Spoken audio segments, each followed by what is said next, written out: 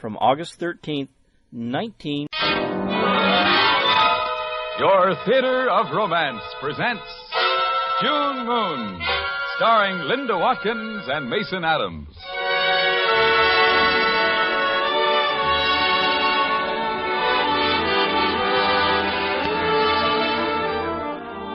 Welcome to Romance and another gay adventure in love from fiction, stage, and screen. June Moon. And now, here is Mason Adams. Good evening. This story we dedicate to all the young people who come to the city every year with stars in their eyes and a few dollars in pocket or purse to make their name and their fortunes. A few succeed, the others return. But they all find it's done the hard way, just like Fred Stevens, the hero of tonight's show. Linda Watkins plays the role of Edna, which she created on Broadway, and I play Fred, the fellow across the aisle from her on a train going to New York.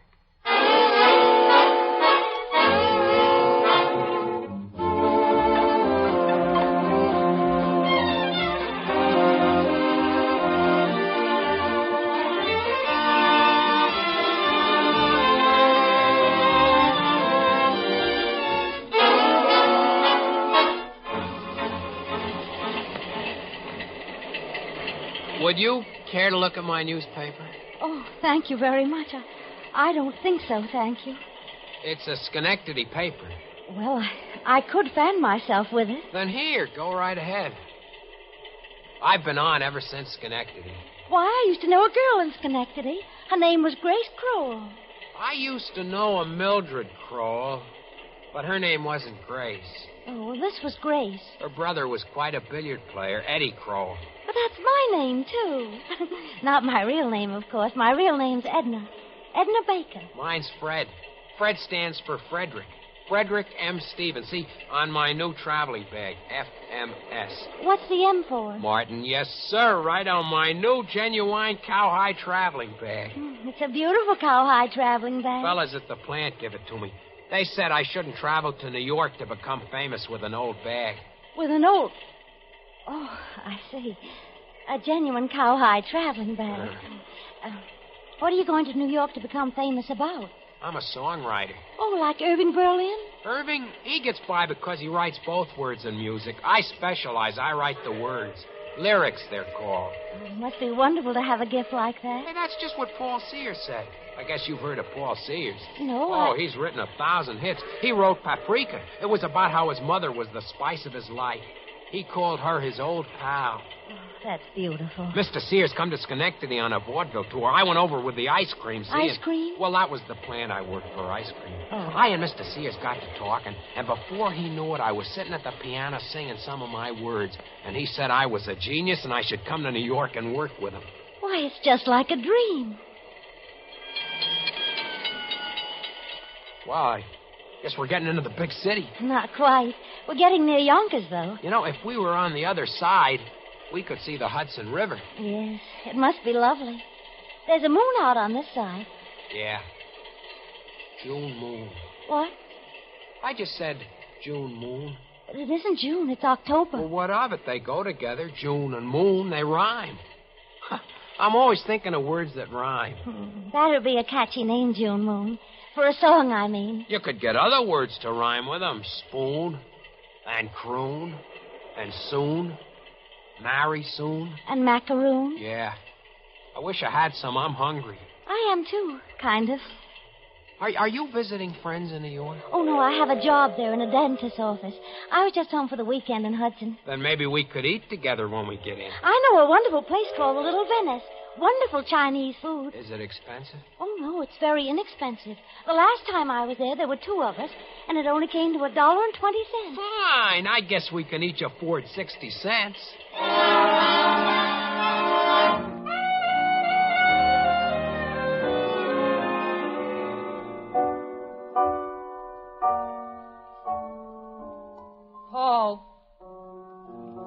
Paul?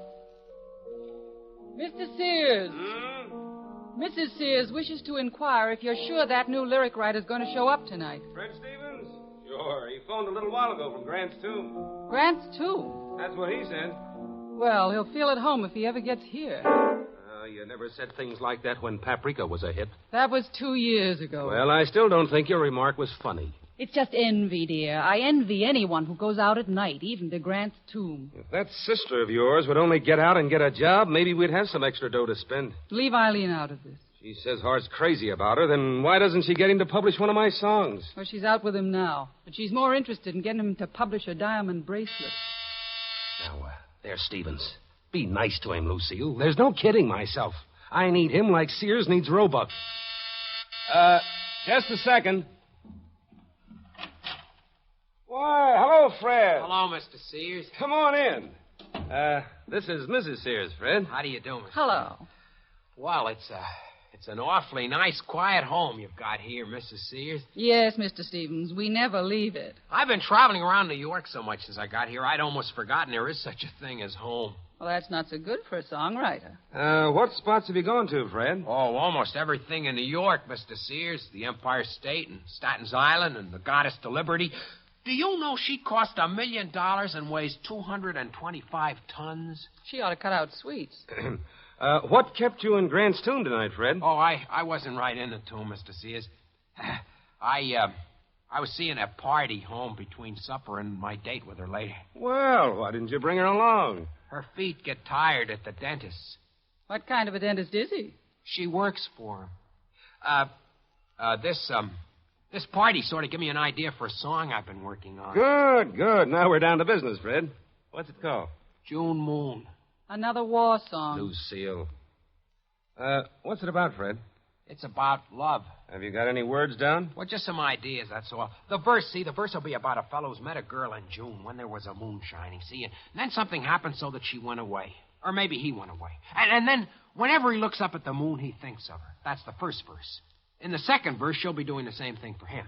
That's fair enough. Well, I don't know. Another moon song. Let's go over to the piano and try some chords. I got the idea coming in on the train. I happened to look out of the window with this party, and I saw the moon. Eileen, what are you doing home? Oh, that so-and-so Hart stood me up. Well, I don't know. I've seen hundreds of moons, but suddenly I said June Moon. You know how us songwriters work. Who's that over there with Paul? Little Abner? Quiet, it's Paul's new lyric writer. What happened with Hart, Eileen? Oh, he had me paged to the telephone. He said he just had to take the train to Philadelphia. I think Hart's giving you the runaround. I'd like to see him I try. figure that not only a lot of people get married in June, but also a lot of people fall in love in June. Hey, Mr. Sears, there's a blonde with no clothes on talking to your wife. Who, me? It's just a strapless evening gown, Mr. Stevens. Oh, Eileen, meet Paul's new lyric writer, Fred Stevens. How are you? golly. This is Miss Fletcher, my sister. Golly. Mr. Stevens comes from Schenectady, Eileen. Oh. Have you been in New York long, Mr. Stevens? Well, just long enough to begin to know my way about. It sure costs a lot of money, New York. Did you buy it from someone? Oh, no, I mean to live here. Oh. For instance, I had breakfast at the hotel this morning, and it was 60 cents for salt mackerel and fried potatoes and a cup of instant postum. A few more breakfasts like that, and you won't need money. Oh, I've got plenty. Almost $500. $500? You've been seeing the Goddess of Liberty in Grant's tomb with $500? You haven't even been to a nightclub yet? Well, no. Well, you should. How do you expect to know what's going on in the song world unless you get out and go places? Well, songwriting's a business, isn't it, Paul? Well, there is a lot to this game that's business. You don't just write a good song and expect to have publishers come looking for you. There you are, Mr. Stevens. Paul wants to go. You and Huh? he can meet some of the prominent people, like band leaders, singers, people who plug songs into hits. I'll go change my clothes. Oh, wait a minute. I've got a date with a certain party later. This is business, Mr. Stevens. You can't let dates interfere with business. I'll be right back. But I've got this date with a certain party. I guess they didn't hear me. No, they heard the rustle of green stuff. I guess I'll have to make a phone call. Can I use your phone, Mr. Sears? Oh, sure. Want a phone book? No, I know the number. While you're phoning, I'll wash up.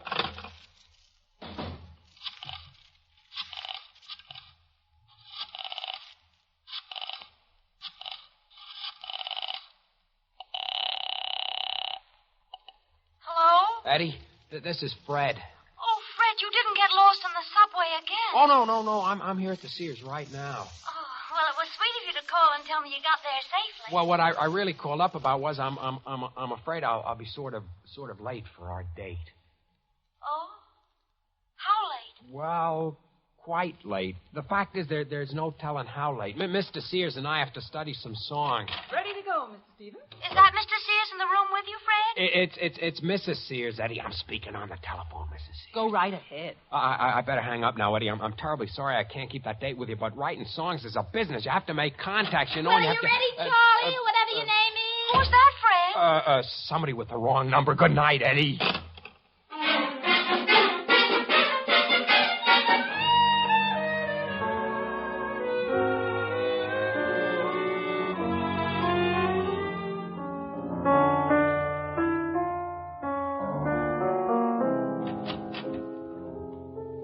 Hello, Maxie. Hello, Schenectady. Is, Mr. Hart ready to hear my and Paul's song? He ain't come in yet. Gee, I wish I'd known Mr. Hart was going to be late. I could have slept some more. I didn't get to bed till 7 this morning. That must be tough on a man whose hours used to be his own back in Schenectady. Eileen found 2 new nightclubs last night. Then we had breakfast, and I don't know where the time went. Look, kid, are you falling for Eileen? She's like nobody I ever met before, Maxie. She starred in a musical comedy, you know. Starred? Yeah, she starred third from the left. If Mr. Hart buys June Moon, well, maybe I could ask her to marry me. Cole Porter makes $500,000 a year on his songs, they say. A man could marry a girl on that. If she was satisfied to ride a bicycle. Mr. Hart! Oh, it's you, Eddie. Hello, Fred. Well, what are you doing here? I don't mean to intrude. I've called your hotel a number of times, but you never were in. I thought maybe you were sick or something. Well, I've been busy working day and night. Oh. Well, I just dropped in to see if you were sick. I'll be going now. Oh, no. Stick around. I'd like to have you see what's what in my publisher's office. Maxie, I want you to meet a party I used to know, Edna Baker. Eddie, this is Maxie Schwartz, Tin Pan Alley's top song plugger. Hello, Miss Baker. Hello, Mr. Schwartz. Maxie and I were just going to run through my hit, June Moon. You finished it? Oh, how wonderful. Would you like to hear it, Miss Baker? I don't want to interrupt. Well, we ought to rehearse anyway. Mr. Schwartz is going to play the music for me and Mr. Sears. Ready? June Moon shining above. Well, my true love, come soon. June Moon, I am so blue. I know that you long for her too. Sweet night bird winging aloft, singing a soft love tune.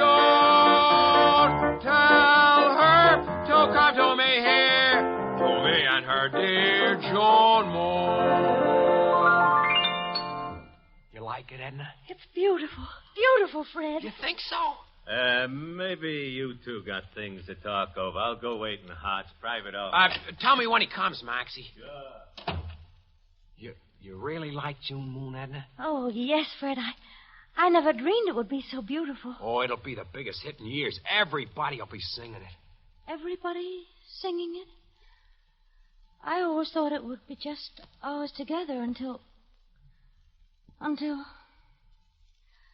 I didn't mean to come here today, but I've been so worried about you. I told you I've had to go out nights, meet people, singers like, orchestra leaders.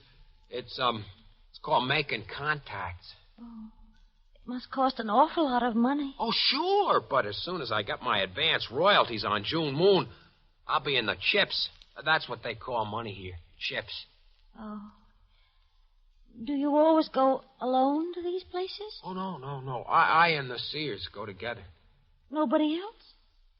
Well, every once in a while, Mrs. Sears' sister, Miss Fletcher, she goes along. Oh. What's she like? Eileen? Oh, she's... Well, she just goes along because the Sears don't want to leave her home alone. She's timid. Is she pretty? Well, I suppose she'd appeal to some men, but she just goes along while I make contact. Is she older than I? I don't know, I tell you. Oh, please, don't be angry if I ask questions, Fred. I just want to know that everything's all right. You're so ambitious, Fred, and so idealistic. I don't want to see anybody shatter your dreams. I can take care of myself. Of course, but there must be 100 songs written every year. Not all of them can be hits and bring you fame. There are almost 1 million written and sent into the publishers on Tin Pan Alley every year. I got the figures straight from the horse's teeth. And out of all of them, only 20, maybe 25 get to be hits of any kind. Only 2 or 3 real hits. Well, that's what I mean. I don't want anything to hurt you. So many people get hurt in New York. I hear about it all the time at Dr. Zabriskie. Well, he's a dentist. Well, I mean, they tell me about it in the waiting room. Oh. Well, I certainly appreciate you worrying about me, Eddie, but you don't need to. Oh, hello, Mr. Hart. I can't see anyone today, son. Come back next month if you're still around. But you've got an appointment with me. That was Mr. Hart, my publisher, Eddie. My, he was in a hurry. He's the biggest publisher in the business. With a snap of his thumbs, thousands of hits. Makes and breaks songwriters. He's quite a joker. He likes to pretend he doesn't recognize people. He probably didn't expect to see you with a girl. No, he was just a... Hey, What? you named Stevens? Oh, me? Yeah, yes, Mr. Hart. Come in here. Yes, sir, Mr. Hart. Stick around, Eddie. Have a chair, Stevens. Thanks, Mr. Hart. Have a cigar? Pass him the cigars, Maxie. Well, golly, thanks, but I don't smoke. Mr. Hart wants to talk to you about your song, Fred. Oh! Well, thanks. I will take a cigar. Thanks. Here's a box of matches to light it with. Maxie was telling me you're the fella who's been taking Eileen out. Why, yes. Yes, only on business, of course, while I've been making contact. A nice girl, Eileen. Good company. Fine family. Well, Mr. and Mrs. Sears have been like a mother to me, and Eileen's like a sister. I hear it's a good song you and Sears have written. You like it? Don't have to. I'll take Maxie's word for it. How will $1,000 advance do? You're going to buy it? I'll have a check for you tomorrow. Now you better phone Eileen. But, Mr. Hart... Find some place to take her. Don't worry about the money. There'll be more when you need it. But, Mr. Hart... No, don't thank me. I want to see you and Eileen happy. But, Mr. Hart... No, don't call her on my phone. I've got to call Cole Porter in Hollywood.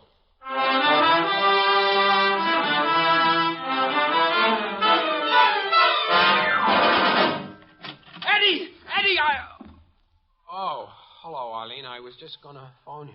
Who's Eddie? A party I know. I left her out here in the office. She was that drip in flat heels. I told her who I was, and she left. It's hot in there? Yeah, Is he?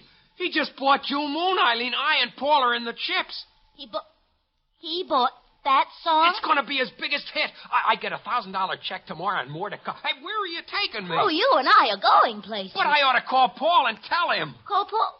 Well, I know a nice phone booth right in the middle of Saks Fifth Avenue.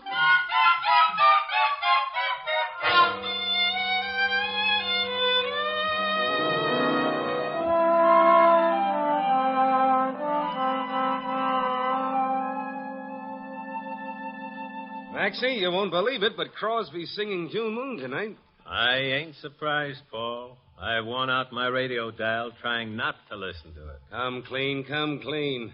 Did you really think it would be a hit when Hart took it? Coming clean? Yeah. No.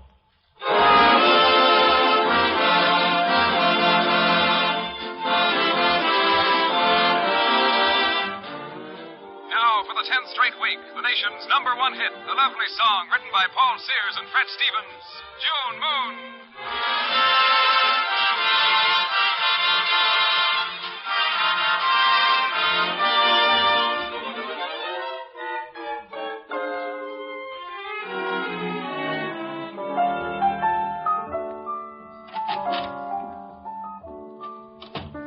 Well, Fred Stevens in Technicolor. Hello, Maxie.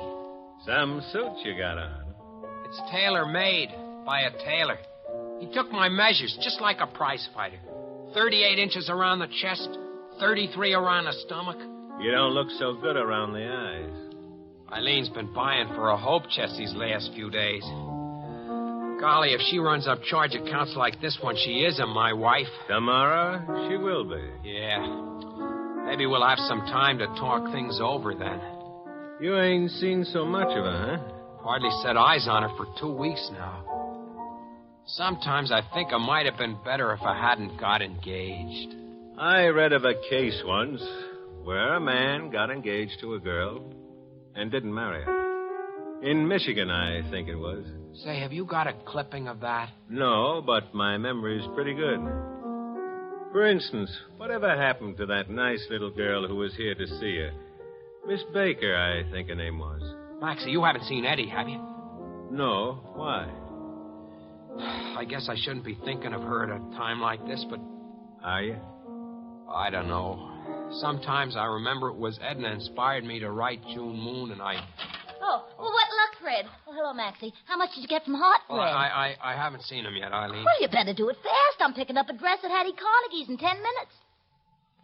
Eileen, Yeah? do you really want to go on our honeymoon to Miami? Now what? Well, I've been thinking. Maybe we could stay here. You can have a lot of fun around New York. Have you ever gone on a picnic over to Coney Island? In a Hattie Carnegie dress? Well, there's other things a groom and bride can do. You're not getting cold feet, are you? Oh, no. I'll go in and see Mr. Hart now. Will you wait for me?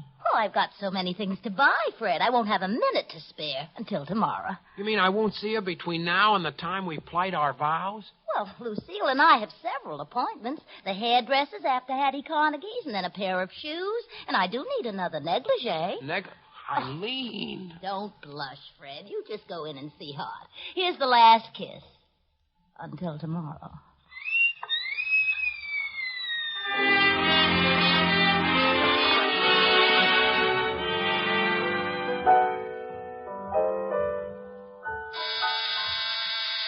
Just a minute. Why, Fred, what are you doing here? I'm sort of at loose ends, Paul. I hope you don't mind my dropping around. Oh, no, of course not. Yeah, the day before the big day, eh? Want a drink to buck you up? No, thanks. Thought we wouldn't see you until the church tomorrow. Well, I just been to the office. I had to get some more money for Eileen. Oh. I didn't have anything else to do, so I thought maybe we could get in a few licks at another song. Yeah, I could use some more money coming in. Lucille's been spending dough like crazy. Like Eileen. Is Mrs. Sears getting a new dress this afternoon, too? No, she's in the bedroom there asleep. Oh? I thought she and Eileen had a big afternoon plan together. Oh, no, they made separate plans this morning. Well, what's the matter? Nothing. Lucille and I were out so late again last night, she wanted to catch up on some sleep this afternoon. Did you and Eileen have yourselves a time at that Broadway opening? Broadway opening? Eileen spent the evening with you and Lucille getting her hope chest fixed. Oh? Didn't she? Are we talking about the same thing? I don't know. I'm talking about Eileen's hope chest last night. What's a hope chest? It's a chest a girl has when she's going to get married, like Eileen. They put their things in it. I told her about all the girls back in Schenectady having hope chests, and first thing I knew, Eileen had one. She started the night you and Mrs. Sears went to the opening of the 400 Club. I wanted to come over, but she said she was staying home. Hey, where are you going? Not very far. You sit right there. Lucille. Lucille. Throw something around you and come out here. Oh, now? Yes, now. Golly, Paul, I just dropped around to do a little work. I'm doing a little work right now. What's the matter, Paul? Oh, it's you. Hello, Mrs. Sears. What's Eileen up to, Lucille? Up to? When? Where's she been these times she was supposed to be with us? I don't know what you're talking about. Maybe you think I'm as innocent as he is, but I'm not. Fred's my collaborator, and he pulled me out of a hole. And I want you to come clean about Eileen's game these last few weeks. If you two want to discuss some little things, I'll just... Sit down. Yes. Well, Lucille? All right, old pal. It's Hart. Eileen's been going out with Hart every night for the last 2 weeks. Daytimes, too. When she's marrying me? Hart and Eileen were a pair when you were peddling ice cream. Then they split. In fact, Hart bought your song so you'd keep Eileen off his neck. He did? Eileen and I saw through that, even if you boys didn't. Yeah, I wondered myself. Now, what's this about her and Hart being on fire again? Well, that's the payoff. Fred here played such a sucker, dressing her up and giving her such a good time, Hart bounced back. I can understand. She's the kind of a girl men dream about. Say... Nope, it's been written. Look here, Lucille. Was Eileen going to marry Fred anyway, but still see Hart? I'm afraid she was. That's why I refused to go with her anywhere this morning. Well, cheer up, Fred. You found out in time. Every young guy in New York or anywhere gets played for a sucker at least once. I suppose so. And, Fred, you know you did make a sucker out of Hart. June Moon was a hit. Yeah. He's paid me a lot of money because of it. Gee, I was a fool in love. Say! Sorry, Fred. That song's been written, too. I'm not thinking about a song. I'm just thinking Eileen's got all those new clothes charged in her name.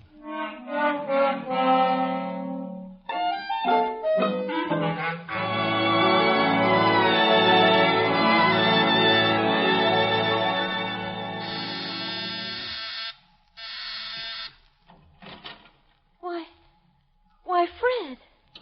I've been to every dentist in a phone book looking for you, Edna. I wish I'd remembered your dentist's name was Zabriskie. Well, did he tell you I'm not working for him now? What? He didn't get fresh, did he? Oh, no. I made a mistake. I gave Mr. Protzman's appointment to Mr. Hoffman, and he scraped Mr. Protzman's gums instead of Mr. Hoffman's. My mind just wasn't working, I guess. Eddie, did I ever tell you that you were my inspiration for June Moon? Why, yes, Fred. You did. Several times.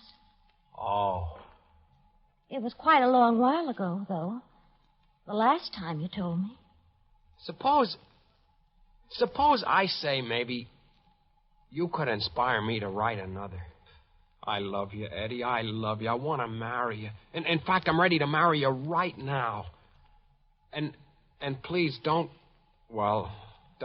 think me commercial, but I've already got a honeymoon boat ticket to Miami, marked Mr. Frederick M. Stevens and wife.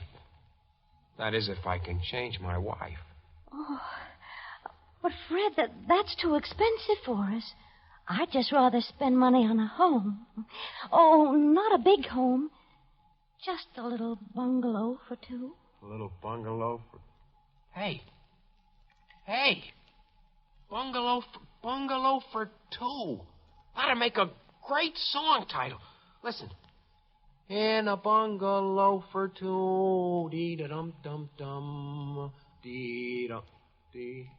No. It's been written. Not for us, Fred. Not for us.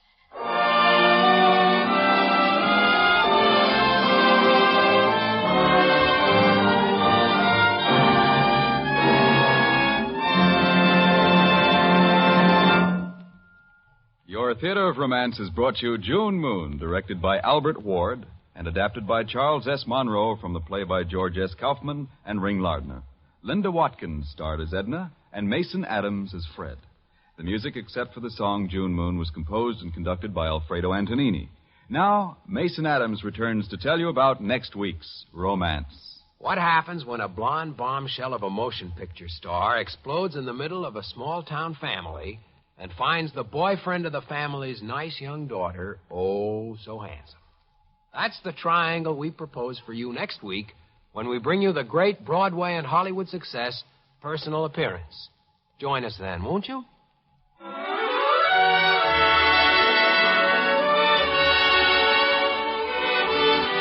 I'd like to remind you that all programs aired on same time. From Hollywood comes Romance.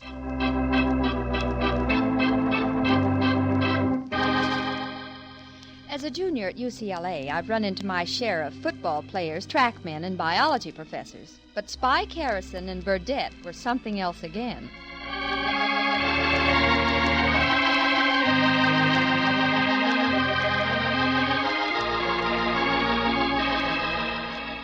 And now, with Sharon Douglas as Faye Brooks and Harry Bartell as Spike Harrison, Romance brings you the delightful story of a college undergraduate whose after-classes job proved almost too much for her.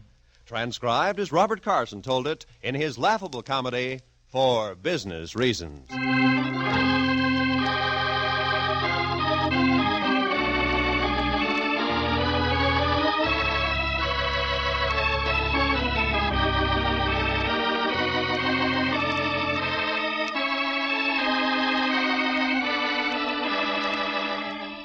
This is a story of Amelia Fish, Fay Brooks, Spike, and Burdette. And it all started in the Ready Room. The Ready Room is run by the Students' League, and some of the college girls make their pin money hiring out as babysitters. As a matter of fact, there are several girls sitting around now waiting for calls to come in from tired, withering parents. At a desk sits Miss Amelia Fish, with a map of Los Angeles behind her. Miss Fish runs the Ready Room. Why, of course. You want Betty to come over and sit with Merwin. I'll tell her right away. Thank you, Miss Fish. Not at all. Goodbye. Oh, Betty, this is yours, dear. Mrs. Stewart. Oh, Mrs. Stewart. That 13-month monster of hers Betty, please. Sorry, but I can't seem to draw anything that doesn't have to be kept off the chandeliers. Okay, Miss Fish, I'm on my way. Don't worry, dear. It can't last forever.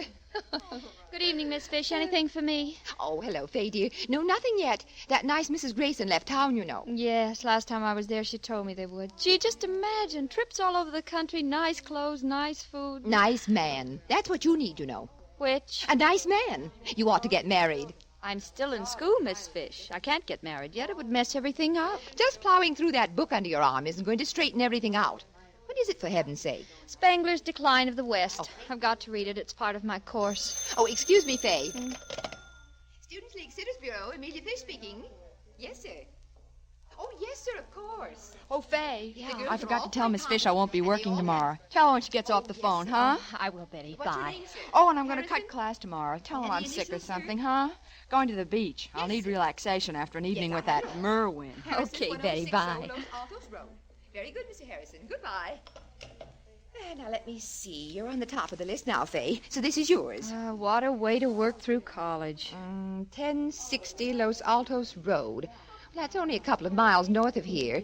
You can take the Fairborn bus to Sierra Blanca Road, and then you walk 2 blocks east. Mr. Spike Harrison. Who?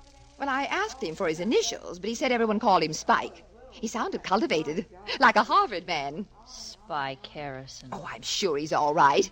At any rate, all you have to do is shriek very loudly and run down the middle of the road. They have a private alarm system up there.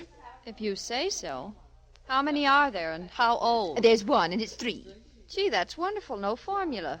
Maybe he, she, or it will sleep all the time. When do I go? Right away. I'm gone. Oh, Fay, dear, Yeah? you might give me a ring after the people leave for the evening. Give you a ring? Why? I thought just if, well, I could have the radio cops look in on you. Look, Miss Fish, I need the money I get from babysitting, but I don't need it so bad that I Now, have to... Fay, dear, there's nothing to worry about. I told you Spike sounded very cultivated. He said he just heard of our service, and he thought it would be a big improvement over their previous practice.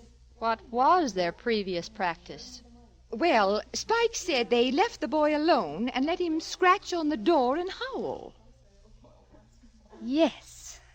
Well...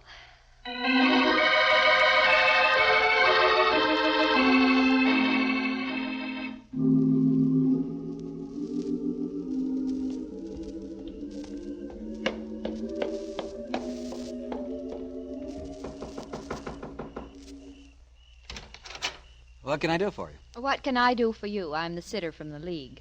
Oh, of course. Come in. It was nice of you to come by. Sit down. Thank you.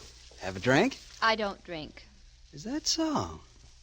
I'll be gone quite a while. You'll want something to read, probably. Do you care for magazines? Or I would you- have a book with me. Oh, yes. A big one, isn't it? What's it called? Spangler's Decline of the West. Who wrote it? A man named Spangler. Where's the kid? Oh, you mean Burdette. He's outside. I'll bring him in. Just make yourself comfortable. Burdette, come on in. He's coming in. Well, isn't it a little cold? Down, boy, down. He gets carried away sometimes. Burdette! I see what you mean. Here, let me get your book for you. Heavy, isn't it? There we are. Well, that's Burdette. I hope you like each other.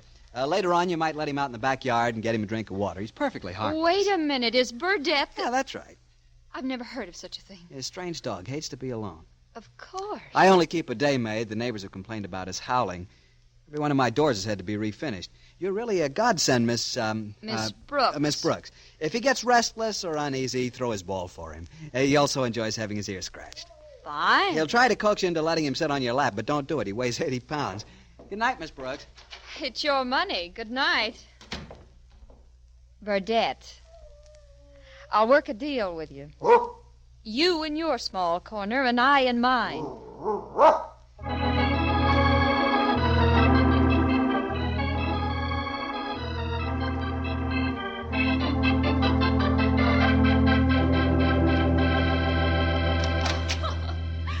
you are a darling, Spike. I don't know how you think of all those clever things to say. Well, this is the house. What do you think? Oh, it's divine. Absolutely divine. Burdette likes it, too. And to think that just you two live here. Don't you ever get a little lonely here? Just you? No. Burdette has his friends, and I have Burdette. Don't you ever wish for a woman's touch? Well, the fact of the matter is that while I might, Burdette would disapprove. Maybe if I won Burdette over to me, you might. Good grief, who's that? It's Burdette's sitter. Burdette's what? The sitter I got for Burdette from the league. I guess she fell asleep. I was asleep. Miss Brooks, this is Miss Kramer. Miss Brooks, this is Miss Kramer. Hi. Hi. Miss Kramer and I have been drinking champagne, Miss Brooks. That's nice. Burdette and I ate an apple. Oh, didn't you just love that funny little man who waited on his Spike? And that wonderful orchestra? Burdette and I listened to the radio. Oh, I hope you weren't too lonely, Miss Brooks. I was trying to teach Burdette tricks until I fell asleep. Burdette isn't too good at tricks. Isn't too good. That dog can barely walk without getting confused. He's as sharp as a rowboat. I think Burdette's just too wonderful. He's a jerk. Well, I must drive Miss Kramer home, Miss Brooks. Can we drop you off at the bus or something? Are you going to take Burdette along? Oh, yes, of course we will. Oh, it would be divine. It's no trouble to walk to the bus. Well, I hope everything has been satisfactory, Mr. Harrison. I'm sure it has. You've done very well. The League will send you a bill. Oh, I also drank a bottle of Coke. Drop in any time. There's more where that came from. Good night. Good night, Miss Kramer. Good night, Burdette. Oh!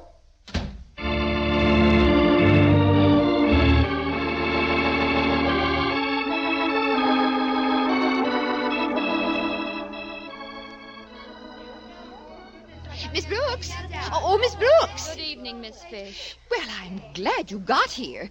My, I was so worried about you last night. You should have called me, you know. Oh, I'm sorry. I forgot all about it. It was a little strange. Strange? What do you mean? I sat with the dog.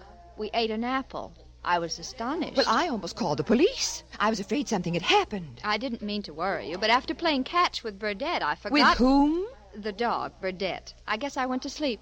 Mr. Harrison was standing talking to some gal when I woke up. Was she his young lady friend? With the amount of clothes she was wearing, she could have been his Lady Godiva. Is that a fact? Oh, for goodness sakes, don't look at me like that. I'm not jealous. Of course not, dear. Certainly not of a man I've met for the first time with some woman I've never seen before. Now, Faye, dear. Look, Miss Fish, you've been playing a homespun Cupid with me so long and so hard, I'm convinced you've got to tie in with some justice of the peace. All I said was, is that a fact? Okay. I did do a bit of investigation regarding this Mr. Spike Harrison, though. Fine. Up at the university, they tell me he's one of the most successful architects in the last 2 decades. I don't have any intention of living the full life playing second fiddle to a drafting board. He's just finishing up the new Corn Exchange building, and he has plans for a hotel in Beverly Hills, and he's building all sorts of private homes. He's just coining money, naturally. Naturally. And it just so happens he's not married. Now, look. Oh, excuse me, dear. It's Students' League Sitters Bureau. Amelia Fish speaking. Oh, good evening, Mr. Harrison. Spike? Miss Brooks immediately? Oh, of course.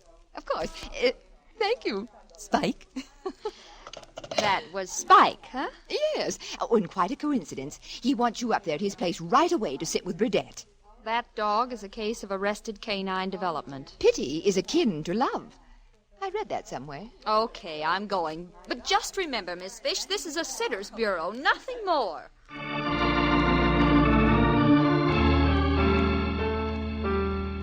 This is Spike Harrison at 1060 Los Altos Road.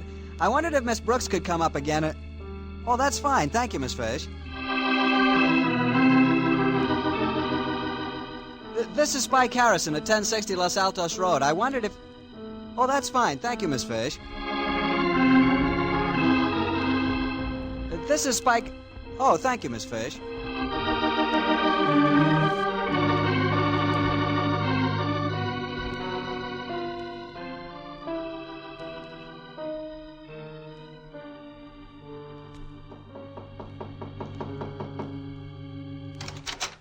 Here I am again. It's getting to be a habit. Good evening, good evening. Come in, won't you? Thanks. Do sit down, Miss Brooks. Where's Burdett? He's outside somewhere. He'll be glad to see you again. Last night he had me down for the count of 9. After all the times you've been coming up here, he looks on you as a very dear and a very old friend. If he'd just look, I wouldn't mind so much. Miss Brooks, is it all right if I call you Fay? After all, I've known you for 5 days. We might give it a whirl. Good. I notice you've another of those big books under your arm. I hope Burdett gives you a chance to read. I'm sorry I spoke harshly of Burdett the first time I was here. I guess it was that stripteaser you had with you. She upset me. Oh, she wasn't a stripteaser. That was Miss... Kramer. Yes, Miss Kramer. I forget her first name, but her father's one of the biggest contractors in town. I had to be nice to her for business reasons. And that Miss Campbell you were out with the second night I was here? Miss Campbell? Oh, Miss Campbell. Her brother's a wonderful boss carpenter. I see. And who is it to be tonight? It's a Miss Morrowsby. Just happens that her father is one Never mind, it doesn't matter. This is quite a formal affair I'm going to tonight, so I may be later than usual. I'm very happy for you. Burdett and I will drink a toast to you at midnight. And I will drink to you at the same hour. Look, Spike, will you be offended if I say something? Oh, not at all. What? I just wonder if you... You just wonder if what? Oh, I don't know what I wonder. Never mind. Maybe you aren't feeling well. Maybe I should take you home. You'd never get your foolish old buildings up if you wasted time on me. I'm all right. Burdett and I will have a peachy time. Just the two of us. Well, if you're sure it's all right, I'll push along. It's all right. Good night, Spike. And good contacting.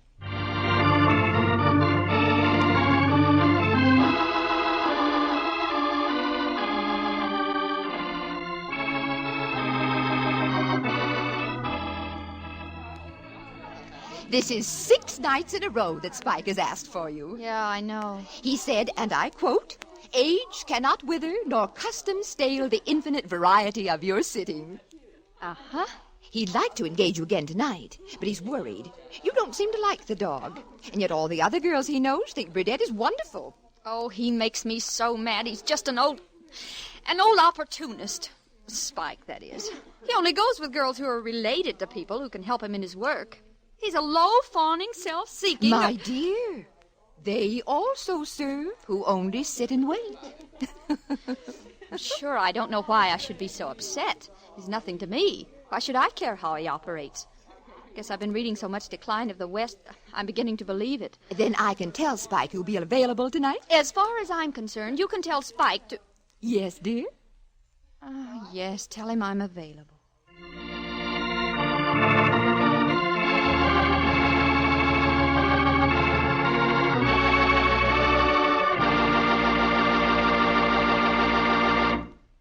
We will return to romance in a moment. But first, when you listen to the Jack Benny Show tomorrow night, you'll be following a tradition millions of radio listeners have observed over the years.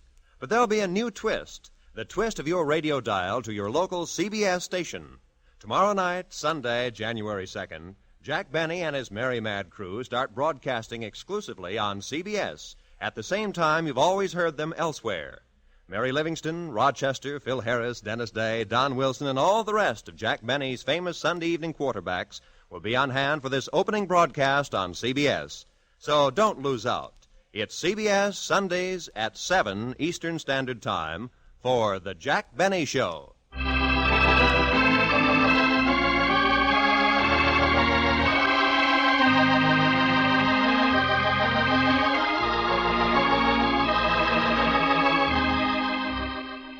And now, with our stars, Sharon Douglas as Fay and Harry Bartell as Spike, we bring you the second act of For Business Reasons.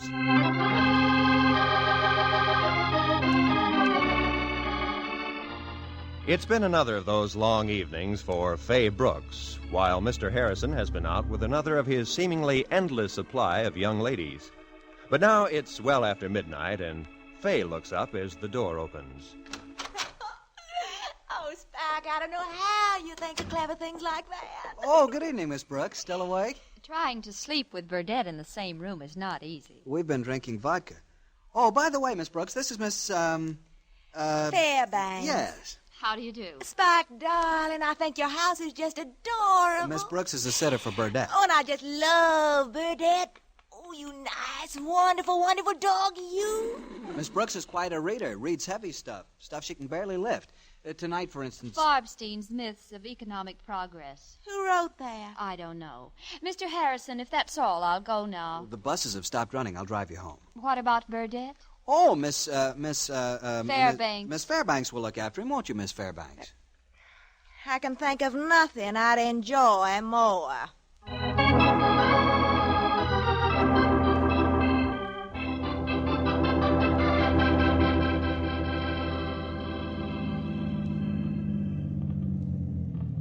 Well, this is it. This is where I live. Here? In these? Former barracks? Why did they do these things? With a little dash of ingenuity, a little taste. And the help of the father of some babe with a plunging neckline. Why are you living here? Because I'm the type a church mouse would lend money to. Not because I like former barracks. You live alone? No. I share with an ex-GI and an ex-Wave and a 6-month baby. The Wave and the GI are going to school. The baby is theirs and isn't going to school. I'm going to school, and I'm a junior. I sleep on the couch. What's your age, height, and weight? 18, 5 feet 2, 110 pounds. No political affiliations. Youth. Why, you can't even vote. Miss Brooks, come here. Oh, you don't know what a trial Burdette was till you came along. I hope you didn't mind my kissing you like that. Was a little unexpected. I just couldn't help it. It sort of came over me, especially since I knew you were upset about something. You were kind of pouting. Spike. Are you too offended to have a date with me tomorrow night? You mean for sitting? No, a regular date. Well... And could you wear something besides those saddle shoes and that baggy sweater? I guess so. But I won't have that new bear look that all your other dates have had. Well, that's all right. How about it? Gee, I hardly know what to say other than...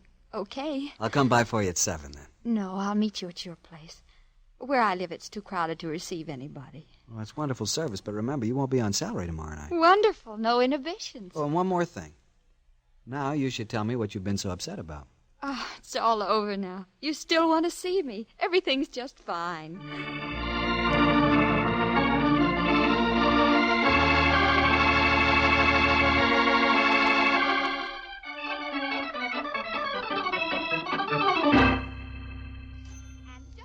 More lemon to that Coke, young man. For 10 cents, I expect more than ice water. Hello, Miss Fish. Oh, hello. Sit down and join me, Fay. I'm having my pause that refreshes. What are you up to? Big night tonight. A date with Spike. I'm astonished. Well, I'll be darned. You like him, All I can say at this time is that when I'm around him, I feel like I'm going to blow my top. Well, that's an interesting modern idiom. Last night he kissed me. That's interesting, too. Do you think I ought to wear that green dress I've been saving for the annual homecoming dance? Certainly. Shoot the works. This is a year of decision. It's pretty daring. My dear child, with some girls that dress might be daring. With you, it may be self-destruction. Wear it anyway.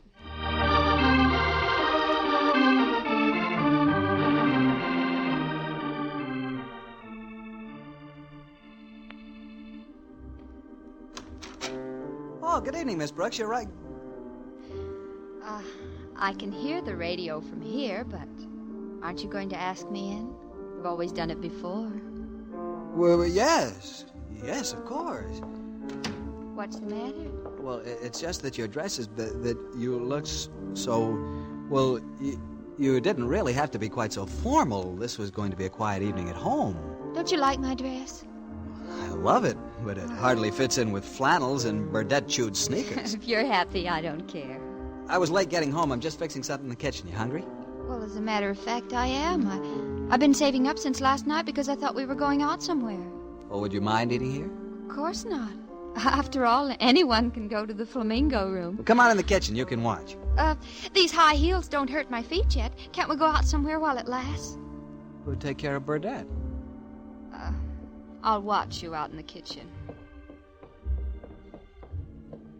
You know, you're an odd girl. What do you mean? Well, you don't think my house is darling, and you don't think Burdette is the most wonderful dog in the world. I'm not crazy about either of them. I've always said, love me, love my dog. Hand me the salt, will you? Thanks.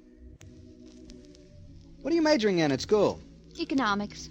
Not home economics. You can't cook, can you? Not much better than you can. Here's a rag to wipe that egg off with. Oh, thanks. Well, you know, this whole thing is structurally wrong between us. It's a sort of a triangle, if you include Burdett. How'd you happen to be a sitter? To quote a joke from an earlier generation, because I'm working my way through school. That's my generation you're talking about. That's what I mean. You're not so much older than I am. When I'm in a wheelchair at some sanitarium, you'll only be starting to worry about your figure. No, it would never work. You certainly answer your problems as fast as they come along, don't you? No point being foolish about it. You're still a child. Still a child, huh? Put down that egg beater a minute. Well, perhaps not a child, Miss Brooks, but... Let's take this food in the other room. The kitchen's awful hot.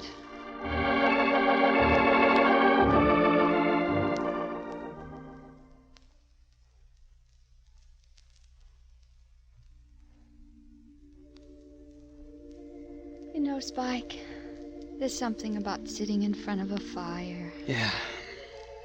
Do you still think Burdett would mind too much if there were three of us?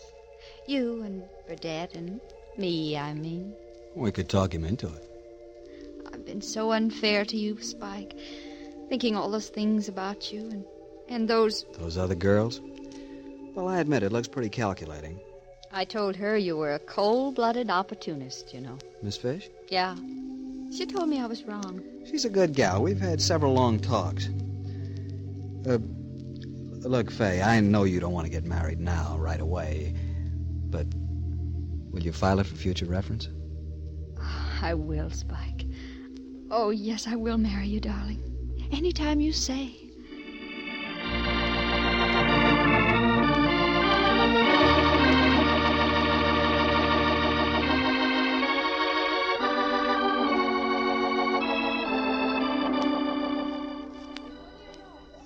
And last night he finally asked me to marry him, Miss Fish. He finally asked you? Yes. You mean after knowing him for almost 7 days, the old slowpoke got around to it at last? Isn't it wonderful? Oh, yes, dear, I think it is. Of course, I had an idea it was coming sooner or later. You did? Of course. I was house mother at a sorority once. I know all the symptoms. As a matter of fact, I should really take a little credit for the whole romance. What do you mean? Once I knew a little of his stratagem with the young ladies, Campbell, Kramer, Morrowsby, and others. I decided to take a hand myself. What are you talking about? Well, it so happens there's a rich lumbering family in the state of Washington by the name of Brooks. They own thousands of acres of virgin timber. You're not going to say that you... So I called Burdett, Spike, and told him that you were the daughter of old man Brooks, the lumber king. Oh. Told him it was a family tradition that all the young ones had to make their own way. But by the time you're 21, you'd have enough 6x8 in your own name to cover the state of Texas. Oh, no. Quite a little idea for speeding things up, hmm? After all, all's fair in love and war, you know. Oh, Miss Fish, you couldn't.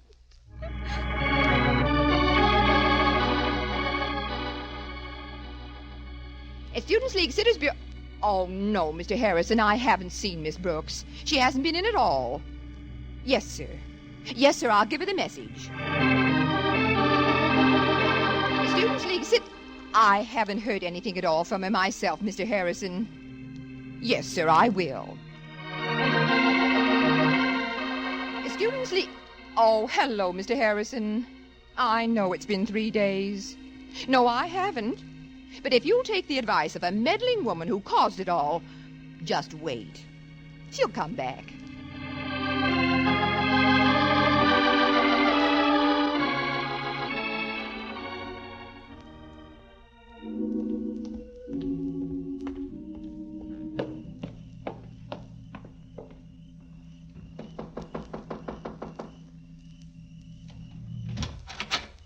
Hello?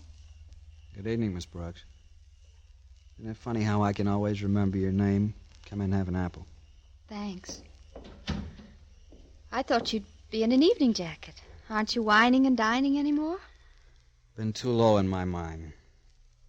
You know, it's been 4 days since I've heard from you. I know I disappeared. I know. What have you been doing? Sitting home with Burdett. We eat egg burgers.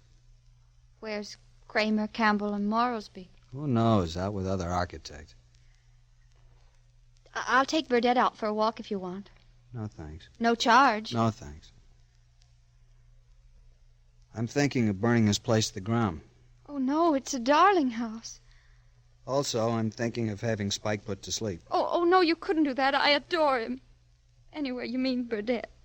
No, I mean Spike. Oh, darling. Oh, Spike. I'm too old for this. We might as well recognize it. You're not too old yet. I'm young and strong. I'll take care of you. I'll be your old age benefit. I asked this question for the second time and against my better judgment. Will you marry me? Of course I will. Everything's settled. Oh, no, it isn't. Everything's still spoiled. Miss Fish lied to you. I'm not the right Miss Brooks. I have absolutely no virgin forest. Oh, I knew that right along. Last winter in Palm Springs, I had some dates with the right Miss Brooks. She was homely. You're beautiful. You're not the same girl. We're not? Uh-uh. Oh, Burdett, aren't we lucky?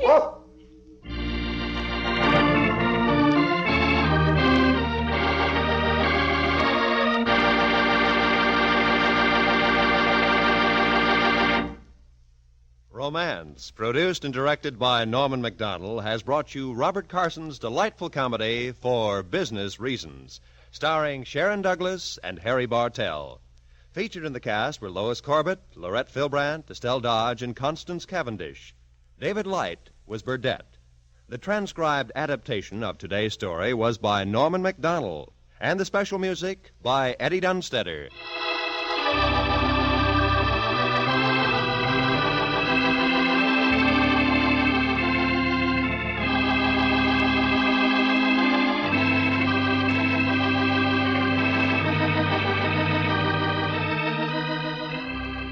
Next week, Mr. Victor Jory is our star, and our story is the dashing, rollicking tale of Jean Lafitte in The Pirate of Orleans.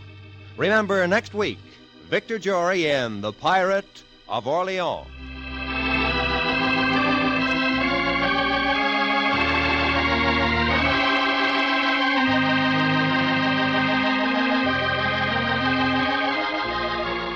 Not one, but two opening kickoffs are yours this afternoon on CBS when this network brings you the two classic New Year's Day bowl games, one immediately following the other.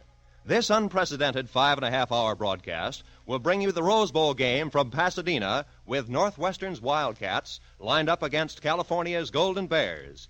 Mel Allen will be on hand to bring you this great game immediately after Red Barber reports on Miami's Orange Bowl meeting between Georgia's Bulldogs and the University of Texas Longhorns. So start listening at 2 p.m. Eastern Standard Time for the first of these great New Year's Day games, the Orange Bowl game, to be followed immediately by the Rose Bowl game over most of these same CBS network stations. Now, stay tuned for 5 minutes of the latest news, to be followed by the Let's Pretend program over most of these same CBS network stations.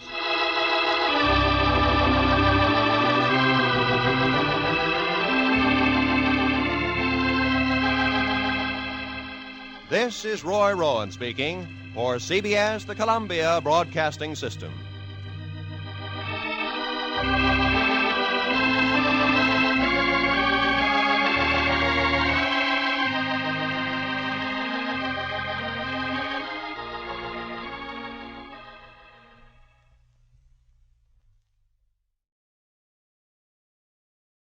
From Hollywood comes Romance, today starring Victor Jory.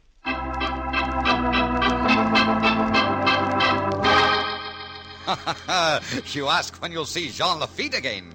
I'll tell you. When you see the moon riding the midnight sky, when you see a white-sailed ship scudding through blue water, when you hear a free man laugh, and you'll see me every time another man kisses you. That's when you'll see Jean Lafitte again, my beauty.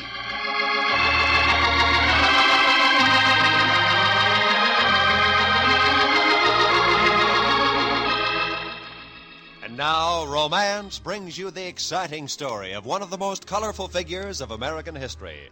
The dashing, rollicking tale of a man who paid allegiance to no one until a young girl entered his life. So, with Victor Jory starred as Jean Lafitte, Romance brings you The Pirate of Orleans.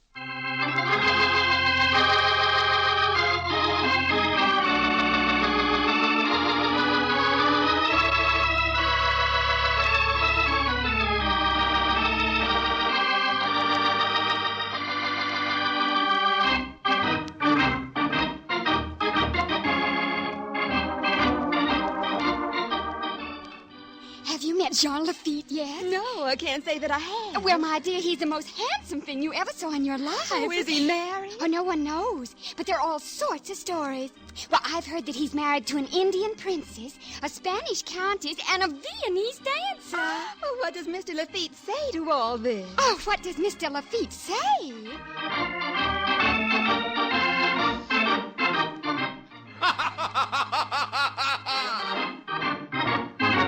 I have it on very good authority that John Lafitte stopped an entire revolution once. One man against thousands. On whose authority do you have it? Why, on Lafitte's, of course.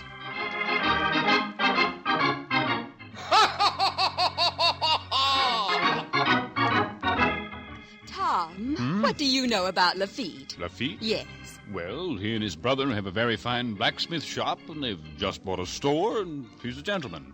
Why? Well, I've heard that he's the leader of the pirates of Barataria.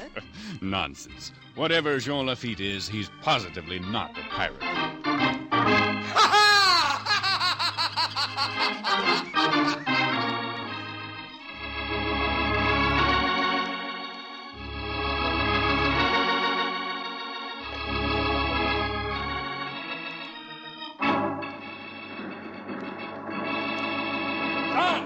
John Lafitte! Hold your fire a minute! Hey, Chief, there's a white flag going up. Are you sure? Take a look for yourself. All right. Hold your fire!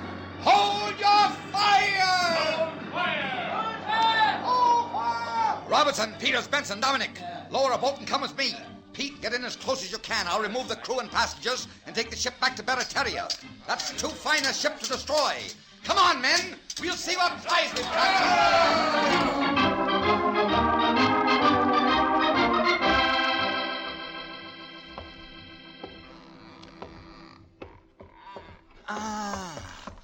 Look at this hole, Dominic. Look at those silks and those spices. We'll get good money for this treasure in New Orleans. There was a very pretty girl. Did you notice it, Chief? Over to the starboard.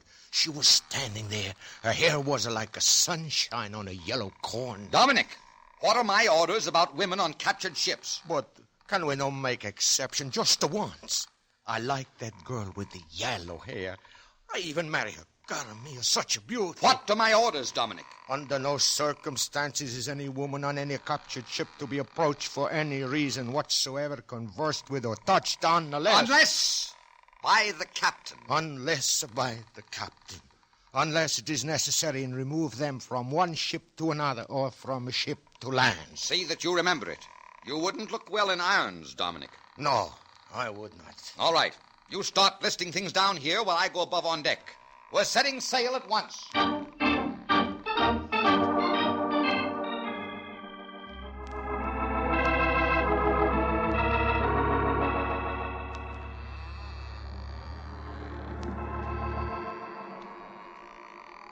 Mr. Pirate, if it's not asking too much, would you mind telling me where you're taking us? If you wish to give me a title, it's privateer, not pirate. Where were you going? New Orleans. Well, that's where you'll be taken. Who are you? What's your name? Constance Winthrop. Constance Winthrop. Winthrop. Is your father General Winthrop? Yes. Then what are you doing on a Spanish ship? I was visiting friends in Spain, if it's any of your business. You should be more careful of your tongue in the presence of pirates, Miss Winthrop. I'm not afraid of you. Well, you'd better be.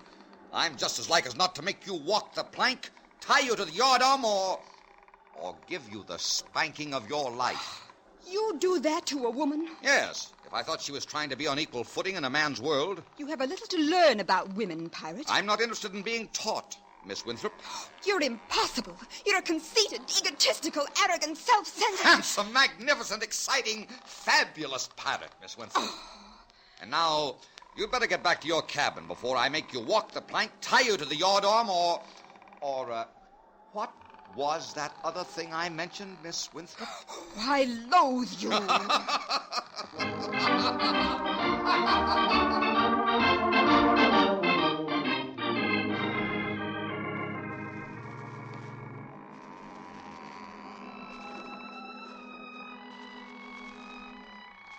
pirate? Oh, I beg your pardon, privateer. Where is that music coming from? That? Well, that's Dominic playing his fiddle. You shouldn't be on deck. You should be in your quarters. No. Let me look at the moon for a moment. And taste the salt on my lips and feel the wind around me. I'm sorry I was so rude this afternoon. I lost my temper. It doesn't matter. Women are as changeable as the weather, and I don't pay any attention to their moods. I wish you liked me better. Now, why should you care what I think of you? In the morning, you'll be in New Orleans. You will have left my world. Perhaps I'd like to stay in it. You'd like to stay on a pirate ship? I think I would. If it was your ship. Ah, that's because there's a moon tonight, and the air is sweet, and someone's playing a fiddle. Some other day when the decks were running blood and the air was heavy with the smell of death, you wouldn't like a pirate ship. What is your name? I have no name. Oh, you're a hard man to get to know. That's right. And after tomorrow, I'll never see you again? Well, I hope not. You'd put a rope around my neck. Well, the air's getting cold. You'd better turn in. Have you ever kissed a woman, pirate? 1,000. Would you kiss me? Good night and goodbye. Or are you afraid? Afraid? No. But you should be. Why? Because to me, you'd be just another woman that I had kissed. Next week, I wouldn't even remember it. But if I kissed you, you'd never have heart or lips for another man in your life. You're a modest man, aren't you? Modest? Me? I should say not. Why should I be modest? I'm a conqueror and a pirate. Well, good night, conqueror. I hope I never do see you again. The temptation to put a rope around that neck might be too great. Good night. Good night, my lady. Good night.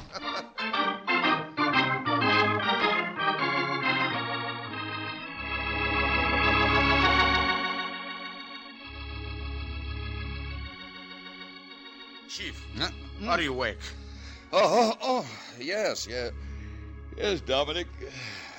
What is it? We are at anchor now. We are ready to take the passengers into New Orleans. You are coming up to see them? No. Oh, the Signora look as though she has been crying. I would kiss her myself if it would do any good.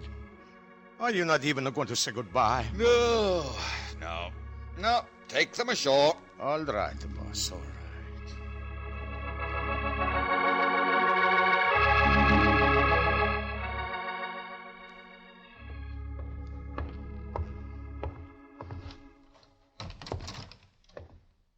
Hello, Pierre. We made quite a haul this trip. Well, we won't be able to dispose of it for a while, I'm afraid. We're in a little trouble, my brother. Why? What's happened? Well, Governor Clayton has sworn to stop all privateering.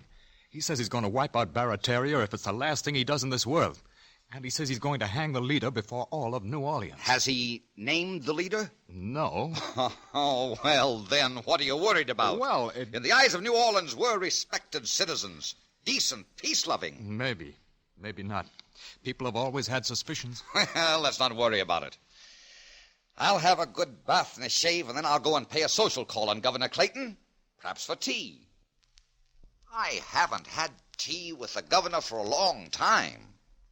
Too long for such friends to be apart.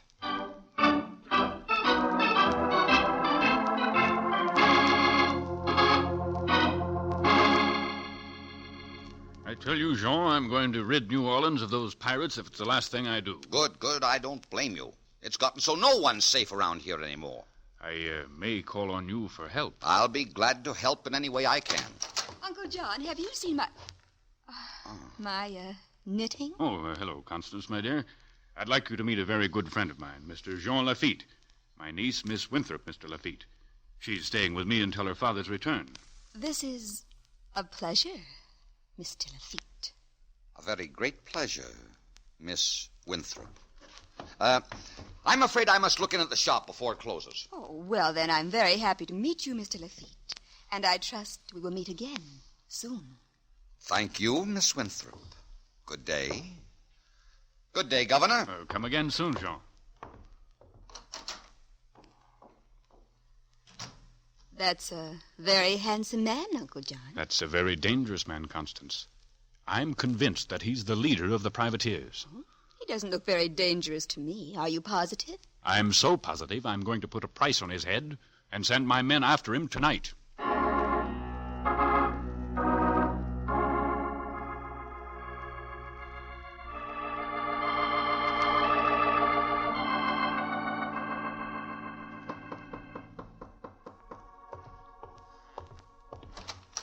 Oh. Well, come in, Miss Winthrop. Sit down. Thank you. You'll find that corner chair the most comfortable. Thank you. Would you care for some sherry? Thank you, no. Your manners have improved since last we met, sir. I change with the environment. Why did you come here to my house? My uncle knows who you are. You told him. No, I don't know how he found out. If it's true that he knows, why didn't he keep me this afternoon? Oh, what match would he have been for you? He was alone in the house. Tonight he'll come with troops. He doesn't think you suspect that he knows, so naturally he wouldn't expect you to try to escape. Well, then I must be on my way. There's some men to be warned. Hurry, then, and take care of yourself. I suppose this time I never will see you again. Constance, once I told you I'd kissed 1,000 women. It was a lie. I know. I've only kissed 200 or 300. Oh. How many men have you kissed? Very few. But you offered me a kiss. Why? Oh, such a foolish reason. I'm afraid I just wanted to kiss you. Oh? Well, will you kiss me now? No, not after the way you acted. I never was so humiliated, so... Darling.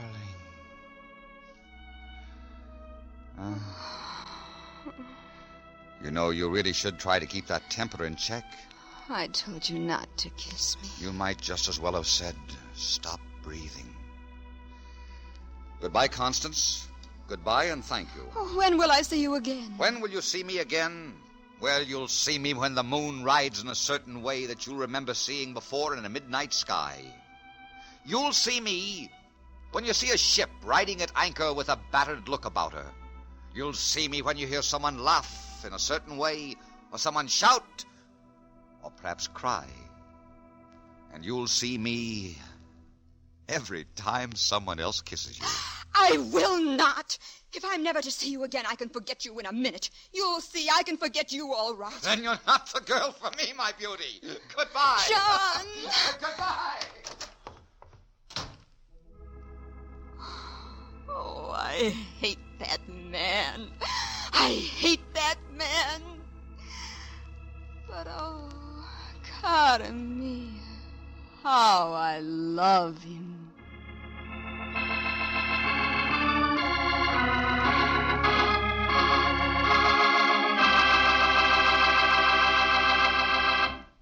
Our star, Victor Jory, will return in just a moment with the second act of Romance. But first, a reminder for you listeners. Tomorrow night, Jack Benny will be back with Mary, Dennis, Phil, Rochester, and Don for more of the fun that's made the Jack Benny Show the #1 comedy in radio.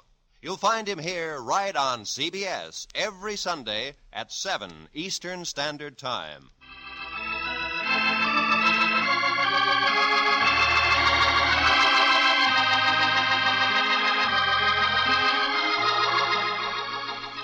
And now, with Victor Jory starred as Jean Lafitte, and with Nina Clouden as Constance Winthrop, Romance brings you the second act of Jean Holloway's brilliant story, The Pirate of Orleans.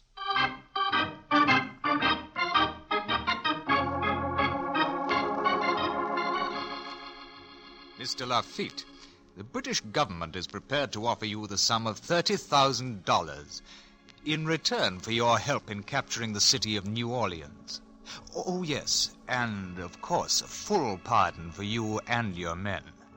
Does the offer interest you? The offer interests me very much. But I shall have to have time to think it over. Very well, Mr. Lafitte. As you know, we are anchored just outside your harbor. We will await your answer.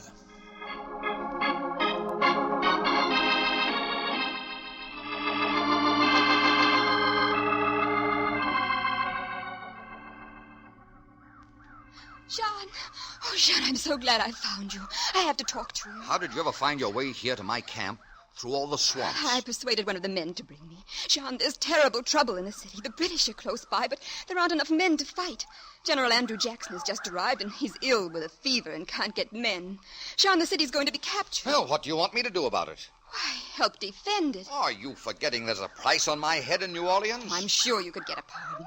I want New Orleans safe, and I want you safe in New Orleans. But I don't want safety. I've never wanted it, and I don't want it now.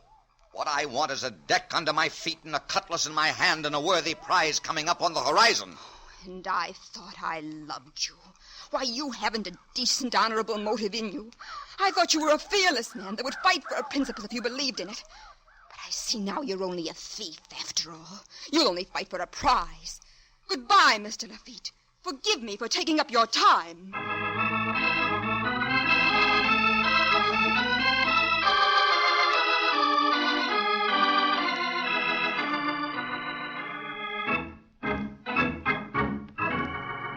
General Jackson, you've read my papers. Now then, will you grant a pardon for my men and for me so that we may fight for the United States? The United States is most grateful, Mr. Lafitte. We accept your help with deep thanks, and your pardon shall be granted.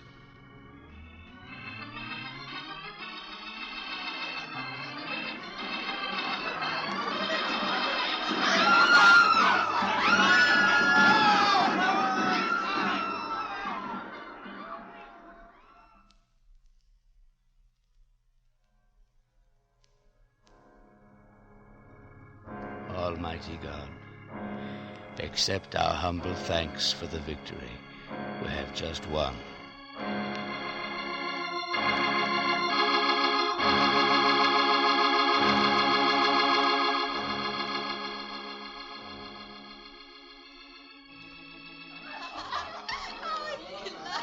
Well, Mr. Lafitte, America and New Orleans will always be grateful to you.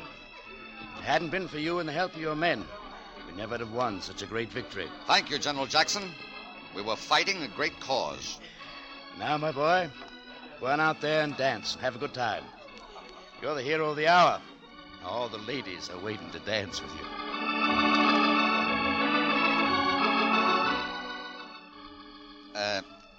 Tell you about myself?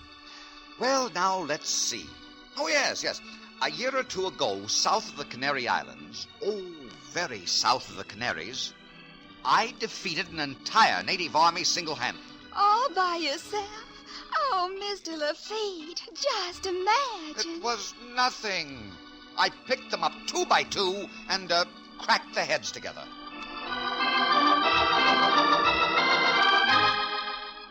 Oh, do tell me about yourself, Mr. Lafitte. Well, now, let's see. Oh, yes.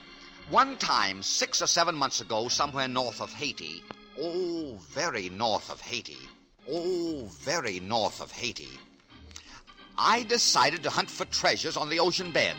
And, so I put one knife in my teeth and one in each hand, and I dove in. I came face to face immediately with 6 sharks. Oh, and what happened? They ate me. Oh!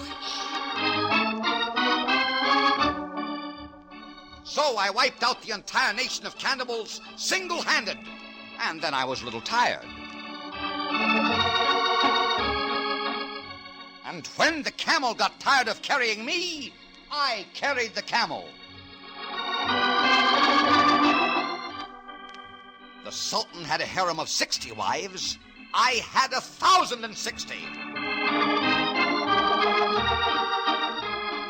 And so I slept for the next 120 years.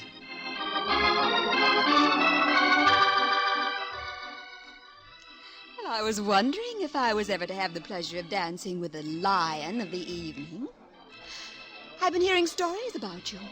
I understand you defeated an entire native army single-handed. I could never lie to you, Constance. As a matter of fact, it was only a brigade. I also understand that you carried a camel. But it was a very small camel. And that you slept 120 years. But only fitfully, my dear. Only fitfully. Oh, let's not dance. Let's go outside by the water for a few minutes. It's hot in here. All right.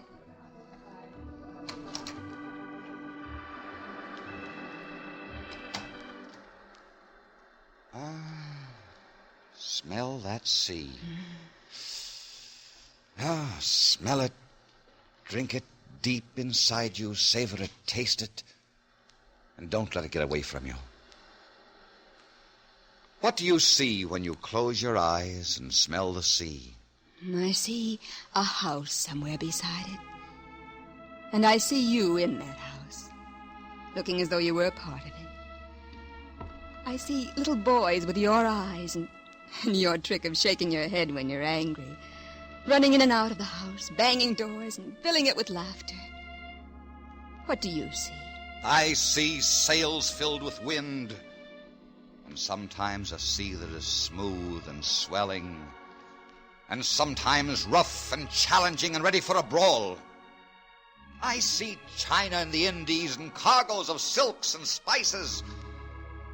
And I see islands, tropic trees against a yellow moon, and bananas and dates and coconuts within the reach of your hand. I see cliffs where the mountains bend down to see who's coming in the harbor. And I see harbor lights blinking a welcome. You smell the sea and you see the ends of the earth. And I smell it and see home. That's the difference between us. So this is where we say goodbye, Constance, my dear. Oh, no, Jean, stay. Try it here. You might like it. Like it? I couldn't live the life of an honest man. I've had no practice. Do you want to domesticate me like a cow or a dog? Do you want to put milk in my veins instead of blood and chain me to the fireplace? Why, I'd be so nervous inside a week that you'd hate me. Some things are too wild for cages, my dear. Do you love me? Oh, Constance, what's the good of that? I'd like to know. You've never said. Yes. Yes, I love you. I love you. And I suspect that for the rest of my life, I'm going to have a great emptiness in my heart. But still, you'll leave me. Yes. Still, I'll leave you. When are you going? Tonight. Tonight? Yes, tonight. The Pride is riding at anchor now outside the harbor. Well, if you'd rather have a boat than a wife, I'm certainly not going to argue. That's the spirit, my pretty. Snap your fingers at me. Tell me to go and be hanged. There are plenty of other men in the world, you know, just as attractive as pirates and more honest. Oh, not as attractive as I am. I'm a very special person, even among pirates. You certainly are. You haven't got a heart. Where your heart should be, you got a cutlass. Well, careful. Don't let yourself trip over that cutlass. You might get your feelings hurt. Oh, I loathe you. Now we're on the same footing as when we met. And with that, I bid you an affectionate good night and goodbye. I won't kiss you this time. I don't want to make it any harder for you to forget me. It won't be hard. Good night, my beauty, and goodbye. Oh, Jean. Oh, aggravation.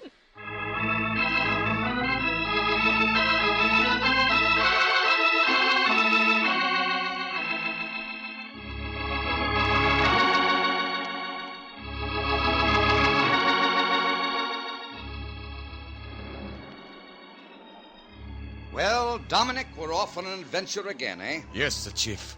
Now, where are we bound? Oh, I don't know. Somewhere south. We're off on a long trip this time, Dominic. Are we running away from someone? Huh? Yes. Yes, Dominic, you might say we are. We're running away from domesticity, from cottages and ruffled curtains. We're going back into a man's world. I like a man's world with a woman in it. That's your great weakness, Dominic. Oh, well. Well, it's late. I think I'll turn in for a while. Your course, steady as she goes. Keep the wheel south. Yes. Good night, Chief. Steady as she go. Well, I'll be hanged. Hello, pirate. Constance Winthrop! And aboard my ship. Why, Dominic! Dominic, stop playing that fiddle. It isn't going to help one bit. Constance, what are you doing in my quarters and on my ship? I'm measuring your portholes for curtains. I can't stand windows without curtains. You'll have to make me that concession. I'll make you no concessions. You're going right back to New Orleans. Oh, no, I'm not. I'm going to China and the Indies for silks and spices. I'm going to see tropic trees against a yellow moon and cliffs where the mountains bend down to see who's coming in the harbor. I'm going with you. But this isn't the life you want. You want cottages and fires and things. You want a home. You are my home. Oh, don't send me back, Sean. I love you. I belong with you. But I don't want you here. Oh, yes, you do. Huh? Who are you going to tell about the stars and the winds and the weather? And who are you going to brag to about your conquests? And who are you going to kiss, if not me? No one. No one. I am sufficient unto myself. Oh, I see. You're the king. That's right. Well, move over, king. You're going to have to share your throne. There's a pirate queen now, too. Well, if I have to put up with it, I suppose I have to put up with it. Why don't you put your arms around me and try to look as though you like it? Like it? Oh, you're a baggage. You're a baggage and a shrew and a bad-tempered scrap of womanhood if ever there was one. And I suspect you're a punishment that's been visited on me for some sin in my youth. But you do love me. No. Oh, yes. Yes, you can be very sure of that. I do love you. Everything is all right, Chief. No, everything's wonderful, Dominic. Everything's wonderful. Then this is a good time to tell you I have a wife with a yellow hair down in the hold, no? No! No, this is not a good time. Then I tell you some other time. Good night, boss. Good night. What happens this time if I ask you to kiss me? Oh, just lift up your chin and see. Oh, Jean, you're so wonderful. Huh? Oh, yeah. Well, yes. Yes, I am. Yes, I must admit it. I have a good ship and a good crew and a good wife. And shall I tell you something? I did it all myself, single-handed.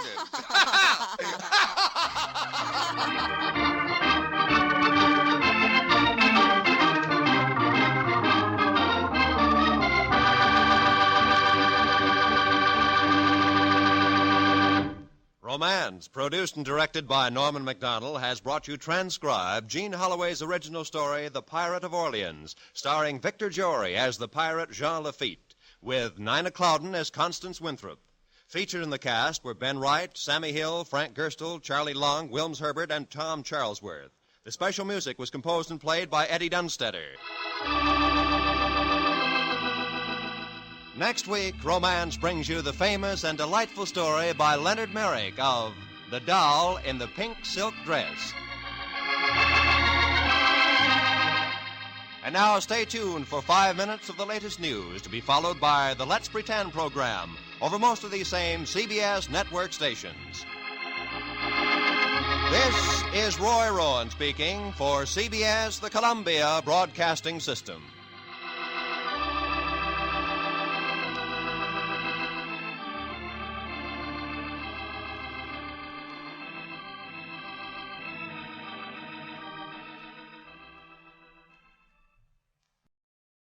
From Hollywood comes Romance.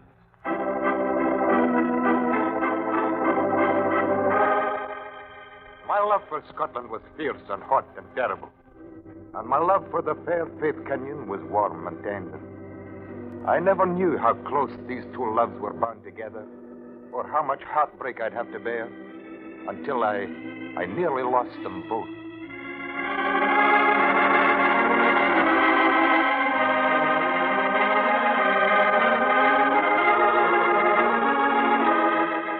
Now, with our stars, Ben Wright and Francis Robinson, we bring you transcribed the stirring tale of William Wallace, the man who freed Scotland from the yoke of the English, the man who fought the tyranny of a conqueror. William Wallace, the man from the North.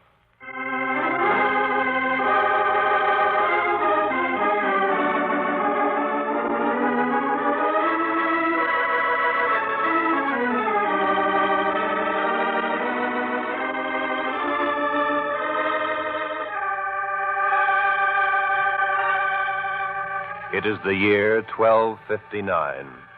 The English have swept across the border into Scotland, And now, in every Scottish town and village, there are English soldiers, English officers, English voices. The Scots have been conquered in the field. But under the surface, feeling runs high. Loyal Scots are waiting only for a man to lead them, a man to help them throw off this yoke of English oppression. And now, dusk has fallen over the countryside, and the moors are cold and fog-swept as two men ride into a small village. Let's stop at that tavern there and see about something to eat. Fine.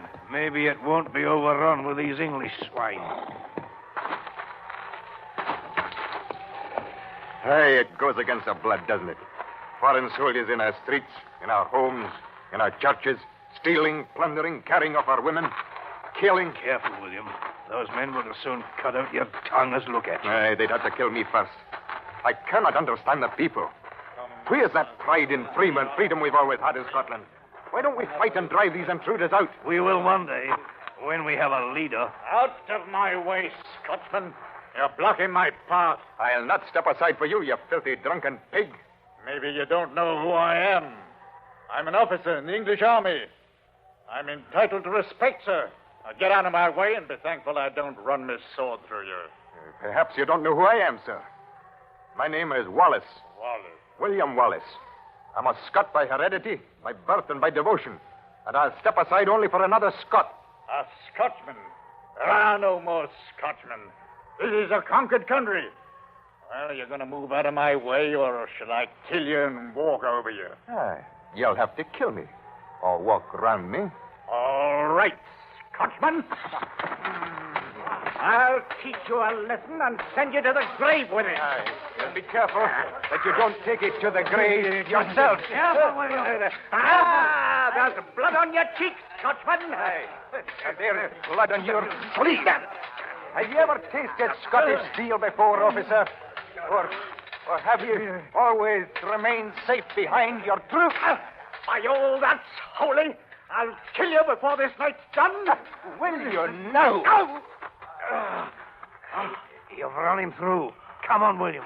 We've got to get away from here. Come on. Here. What's happened, sir? Right after that man. The tall man. A wound on his cheek. Don't let him get away. His name is Wallace. William Wallace. Catch him. Kill him. He's dead. Well, don't stand there. After him. After the outlaw.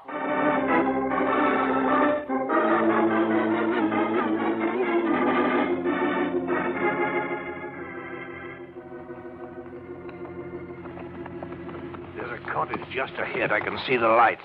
It's just a few yards now. You can make it, can't you? I hope so. You've lost a lot of blood. You'll have to rest somewhere. Perhaps these will be friendly people. Yeah, that's an ugly cut on your face. I'm afraid it'll leave a scar. John, is it close? Is it much further? It's right at hand now. Here, hold on to me. I'll help you down. Oh. There.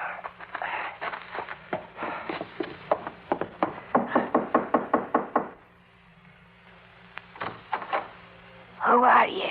This man is wounded. He needs rest and care. You can see that he's unconscious. Sister, come quickly. Will you care for him, and will you hide him in case they ride this way asking for him? Quickly bring him in. We've ridden all night. You didn't have to tell us. We know. You've ridden all night from the north. Bring him in. Bring him in quickly.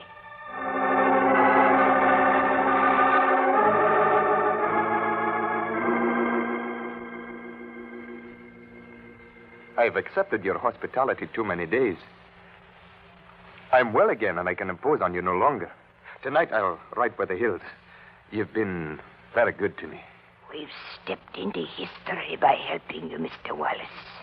Why do you say that? Because you were born to free Scotland. And you will free her. I will free Scotland? Oh. Two elderly sisters in a lonely cottage on the moors. It's a strange place to hear a prophecy like that. Hush. Let her speak while she sees the vision. Tonight, you will ride for the hills. And we will go into every hamlet and village, sending men who love Scotland after you. And they will bring more men, and you yourself will gather men as you go. With those men, you will free Scotland. Aye, my sister and I speak with a voice of prophecy. And what I say will come to pass. You will free Scotland. This is a great task, and I'm not... Ah, you're a great man. The vision has passed. How far is the kirk from here? I think I should like to go there for a moment before I'll leave this part of the country. Go then, William Wallace. And dinna think lightly on what has been said here. Go now.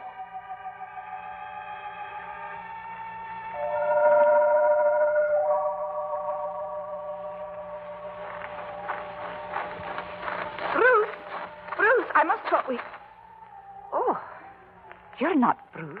No, my lady. I was to meet him here at the kirk, but I'm late. I'm afraid you are. They've closed the kirk for the night. Your voice. You're not from this part of the country. No.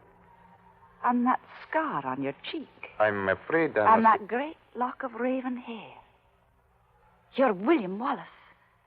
How do you know so much about Wallace? I know that Wallace is here in these parts. I've heard men talk of him and describe him. And if I wear Wallace, what then? I know you are he. And I must talk with you. I haven't much time. I hardly think... Please. Very well. It's after dusk. We're not likely to be overheard or seen. How is it you placed me so quickly, my lady? Captain Selby and his officers were frequent visitors in my father's house. After Selby's death a month ago in Dundee, his junior officers related the whole story to my father. It was Wallace that killed him. You're a clever girl. But I think we should part now. We have nothing further to talk about. What do you mean? If the captain was a frequent visitor in your house, then you and I are enemies. My father is a Scottish baron, one of the 400 rulers of Scotland. Then you're even more of an enemy. For the Scottish barons have betrayed Scotland by siding with the English. My father is your enemy, not I. I think he would kill me if he knew where I was and with whom just now. Aye. Why are you here? Why am I here? I think you can answer that better than I. What does Scotland mean to you, William Wallace? Scotland? Scotland is my blood and my bone and my sinew. Scotland is my fire and my tears and my anguish. That's something that burns and bleeds inside me when I see strange soldiers in our streets, when I see Scotsmen submit to infamy. Scotland today is my anger and my torment and my conscience. And somehow, my destiny. I must fight for her, and I will die for her if necessary. I cannot put things like that. Those are a man's words and a man's fire. But inside, that's the way I feel, too. I think my father and the other barons have betrayed Scotland. And I want to help in any way that you will let me. Do you believe me? Yes. Yes, I do believe you. What can I do? You can talk to the men in your father's service. Find what ones are trustworthy and send them to a place that I'll tell you about. I'll do it. You can depend on me. My dear, I know I can.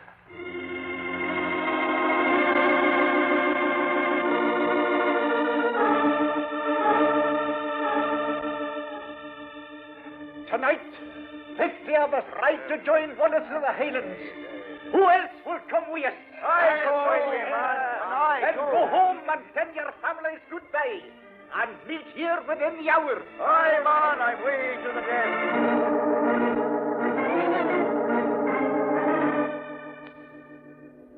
I want Wallace.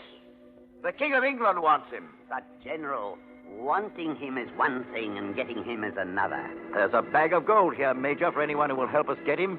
There must be someone who is approachable. No, he's become a symbol to these people. I don't think one of them would betray him. He's a man, not a god. There's some way to get him, and I'll find that way.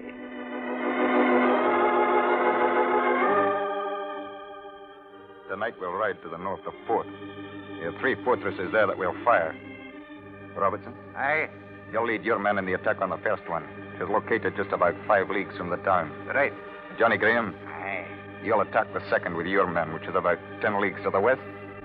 The rest will ride with me on the third. Come. There's freedom in the wind tonight. Let's ride with it. Right.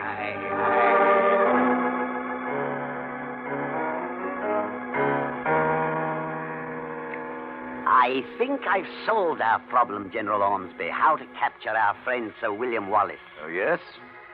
You noticed, Major, that no one took my offer of money? I noticed, but this is a little more subtle. This, I think, will work. I've discovered that Wallace has been riding down from the Highlands to see a girl. I don't know when and how he comes, but I know he comes. Indeed. He's too clever to be caught in any trap. I have in mind a very special trap, General. This one, I think, will work.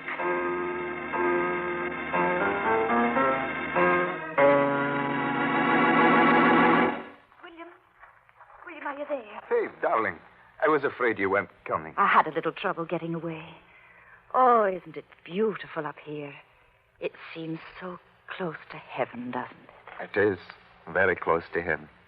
You know, all day when I was trying to work on plans, I was writing your name all over the paper. And Johnny Graham came in and looked over my shoulder and said, I take it our next objective is to capture Faith. I think that objective is already accomplished. Oh, my darling, I'm so much in love with you. That's all I want to talk about. Everything I say seems to begin, Faith thinks this, or Faith says that. You're very beautiful. I've told you that before, haven't I? Yes, but I like to hear you say it. Oh, my darling, what's to become of us? What's to become of us? Well, one day when Scotland is free, I'll come to you and I'll say, I've bought you a house at Dundee, and if you'll come and be the heart of that house, I'll be happy forever. I'd like that house in Dundee. Aye. It'll be just outside the city. It'll have a garden in front and a meadow at the back. And it'll be the kind of a house that'll put its arms around you and keep you safe from me. And we'll have 17 cows and 5 pigs and the biggest fireplace you ever saw. I'd like to rock my dreams in front of that fireplace. And you will? Oh, William. William. Why, what is it? What's wrong, my darling? If this were another day or if we were 2 other people, it could be such a wonderful world. William, go back to the hills and don't come down again. I love you. Do you think that I can love you and stay away from you? I think you must. It isn't safe for you to come down. And it isn't right when there's so much at stake. I know you're right. Faith, you'll think of me, pray for me. Every hour. Every moment. And you'll wait. I'll wait until that day when you'll ride up to the castle with victory at your back and say, There's a house waiting at Dundee. And will you come with me? I'll go with you whether it's Dundee or the ends of the world. You'd better go now. We'd better say goodbye. It's growing late. All right. I'll go. Hey, shall I ride back a wee bit with you? No, I'll be all right. There's no danger for me, you know. Only for you. Well, I'll see you soon, I hope. In Dundee. In Dundee.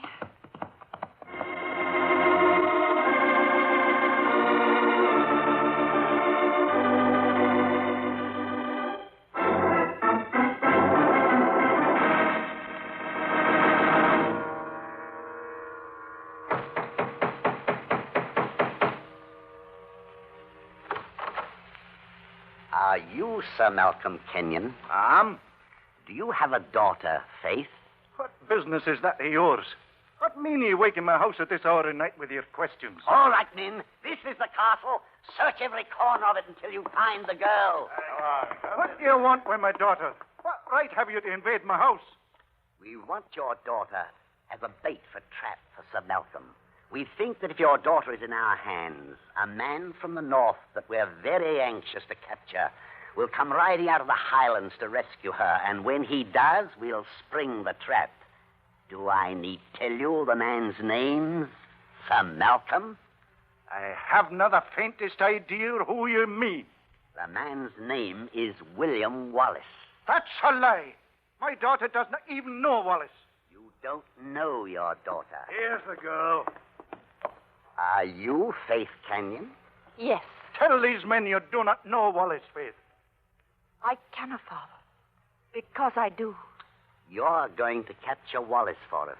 We're going to send word through the length and breadth of Scotland that you're in our power, and we're going to execute you on the 30th day of the month. And then your hero will come riding down to rescue you. You're wrong, because he will not. Then you will die, Lady Kenyon. Then I will die.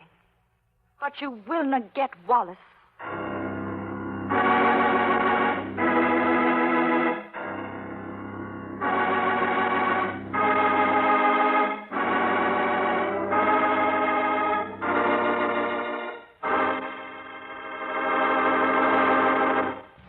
Our stars will return in just a moment with the second act of Romance.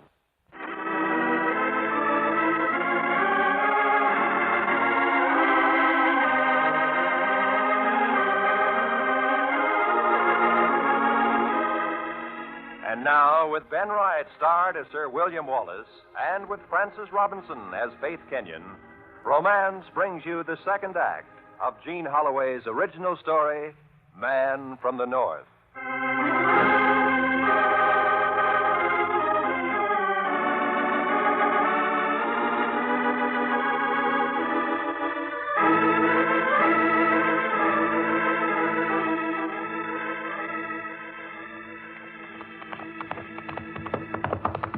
Well, John, what work? Hold on a moment. Let me catch my breath. Where are they taking her? To the foot of the Glen of Peel. The foot of the Glen of Peel? If you ride to the cliffs above the glen, you can look down and see the British camp. And the glen is honeycombed with enemy soldiers. I see. They want me to ride down. It's a fine trap. Cliffs on three sides, one way to get down. They're not even giving me a gambler's chance of rescuing her. Well, let's look the situation over. Call 30 of the men, and we'll ride to the Glen of Peel.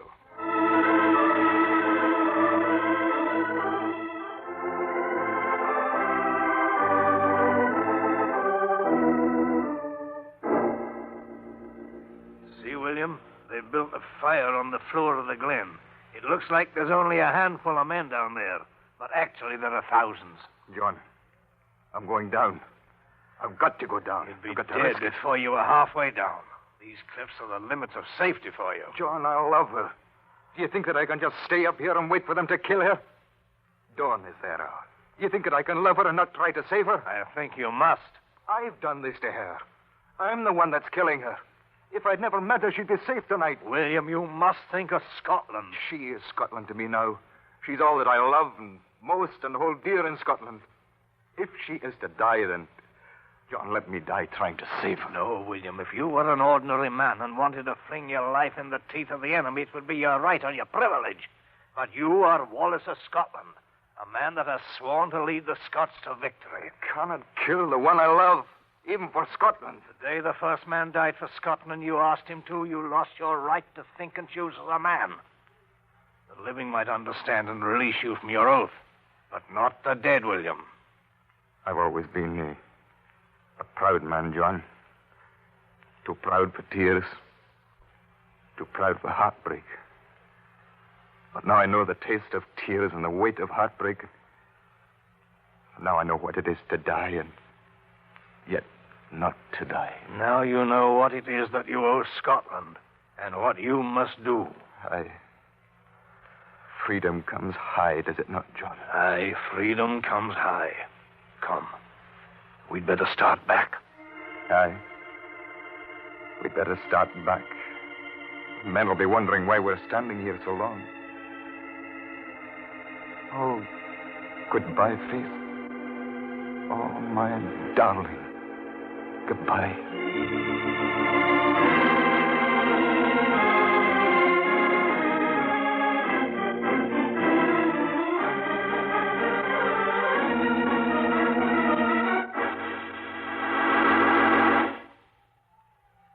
Sir Malcolm Kenyon. I am not armed. I want to see William Wallace. I am William Wallace. I didn't expect... To find me so near the picket line, huh? I want to enlist under your standard. Huh? And I have with me the majority of the 400 barons and their men. They await me a few miles down the road.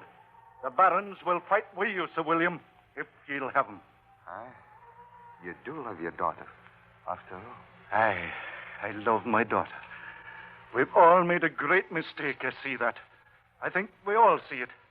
We thought we could cooperate with the enemy. We thought we could compromise. There is no compromise, ever, when liberty and honor are at stake, Sir Malcolm. When one nation seeks to conquer another, every man must fight or be destroyed. I'm glad you found that out before it was too late.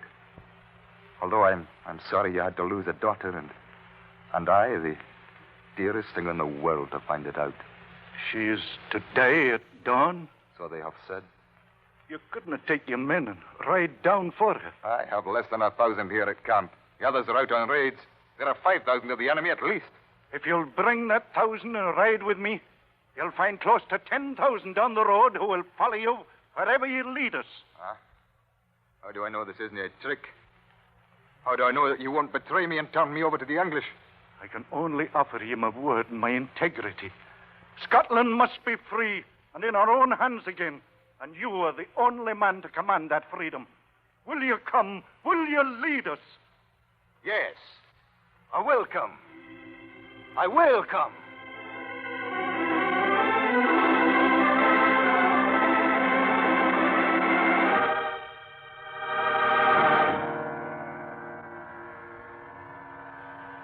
Stars are fading, my lady. Aye. Dawn is close at hand. And where is Wallace? Wherever he can do the most for Scotland. Seems a shame that one so lovely must die so young. It's a strange feeling to look at the stars and know that you're looking at them for the last time. To feel the dawn wind and know what will come with the dawn. You could save your life if you would lead me to Wallace. You're wasting your time. There's nothing you could do to me that would make me betray him. Why? He betrayed you? He hasn't made an effort to save you? He would have betrayed me more if he'd made an effort and lost. But I wouldn't expect you to understand that. I can understand this. He's letting you die. Were you my lady, I'd have tried in some way to rescue you. And jeopardized your life. Why, yes, a life is well lost in such a gallant cause. Don't be foolish. Take me to Wallace, and you will dance again. Take me to Wallace, and you'll have jewels and gowns such as you never imagined in your wildest dreams. Take me to Wallace, and I'll not only give the world back to you, I'll give you the best that the world can offer a woman. The best the world could offer me is Wallace. General! There's a whole army pouring down the valley. Thousands of men, they're driving everything before them, and Wallace leads them. You're sure? They are shouting his name as they follow him. Quickly, call the men. Yes, sir. Well, my lady, evidently we've both misjudged your hero. Perhaps you did. It's dawn. Your trysting hour, my lady. We shall have to delay it. Well, I will be fair with you.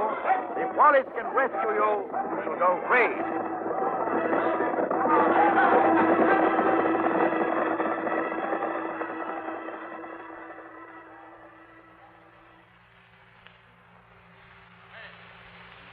Thank you for a great and gallant fight. We have won a great victory. And tomorrow, we'll win another. Already the English are on the run, and slowly and surely we'll drive them from our shores. Scotland will belong to the Scots again. It's a proud victory to we who fought for it on the battlefield. It must be even a prouder victory for a girl who never faltered, even in the face of death. A girl who, by great heroism, brought us all together under one banner, and who, by so doing, brought victory to us, and freedom, and made it possible to right the wrongs that have burned so long. Scotland must thank her for this victory.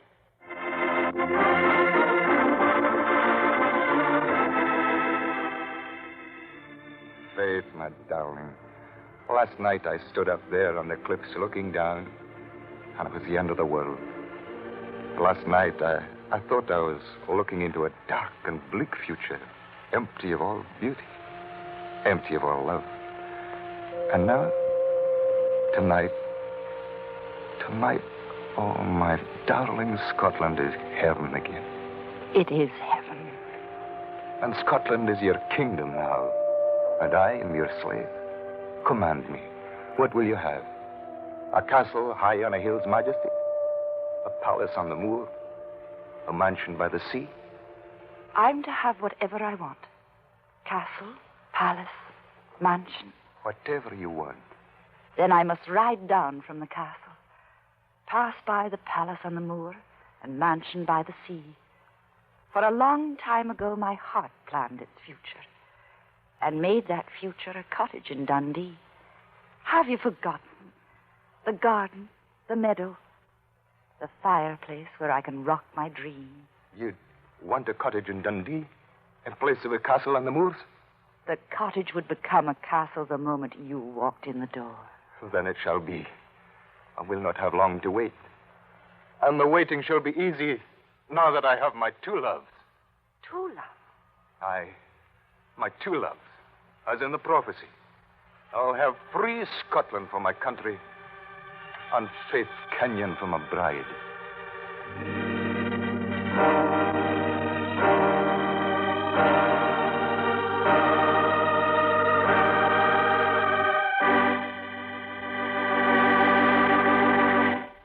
Romance is produced and directed by Norman MacDonald. Today we have brought you transcribed Jean Holloway's original story, Man from the North, starring Ben Wright as Sir William Wallace and featuring Frances Robinson as Faith, with Ramsey Hill, Eric Snowden, Ray Lawrence, Alec Harford, Lois Corbett, and Jack Lewis.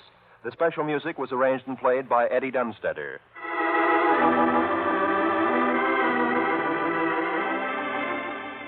Next week, a new show will be heard in place of Romance. A show designed to fit your Saturday listening, contrived to free you from the dull routine of the everyday grind. We offer you Escape.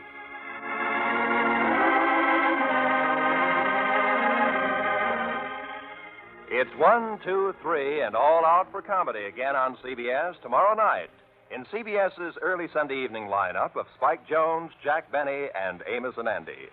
Hillbilly singer Eddie Arnold and actress Janice Page are Spike Jones' special guests.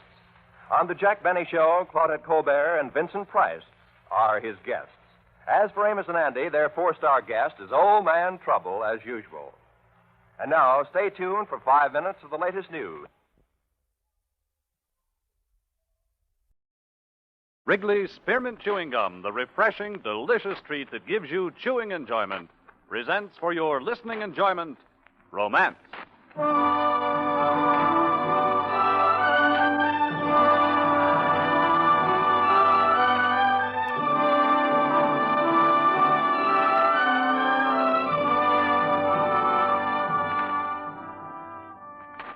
Romance, bringing you stories by the world's greatest romantic authors.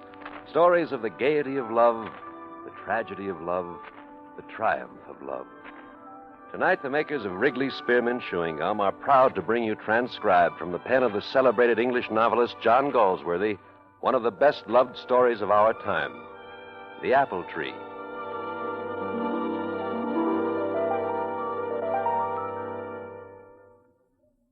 To make every day more enjoyable, treat yourself often to refreshing, delicious Wrigley's Spearmint Chewing Gum. Here's a taste treat you can enjoy indoors, outdoors, at work, or at play. The cool, long-lasting mint flavor refreshes you. The smooth, steady chewing helps keep you fresh and alert, adds enjoyment to whatever you're doing. Wrigley's Spearmint Chewing Gum. Healthful, refreshing, delicious.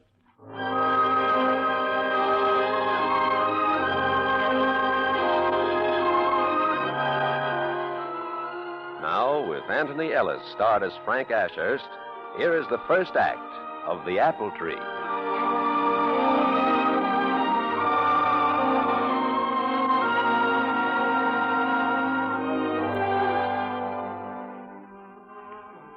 It was our wedding anniversary, Stella's and mine. We'd motored to Torquay, where we had first met, to celebrate. And Stella had suggested that we take a lunch and drive out on the moor. It'll be so lovely there, Frank, and quite warm in the sun. I can do some sketching while you read. We drove several miles and stopped on a high hill with a view into the deep valley beyond. Stella wandered off somewhere to sketch, and I stretched out in the sun and watched the sky and longed for I knew not what. There was no reason I should be unhappy, even mildly disturbed. My life had been pleasant and my marriage quite successful. But as I lay there, it seemed to me there was something missing. Something that had nothing to do with pleasant lives or successful marriages. The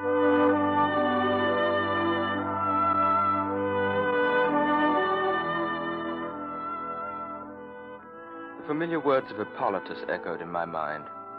The apple tree, the singing and the gold. The apple tree. And then quite suddenly I remembered. Once I had stood on this self-same hill. I knew the valley into which I looked, that ribbon of road and the old wall behind. Life has moments of sheer beauty, of unbidden flying rapture. But they last no longer than the span of a cloud's flight over the sun. I had stumbled on just such a moment in my own life. I had stumbled on a buried memory, a wild, sweet time.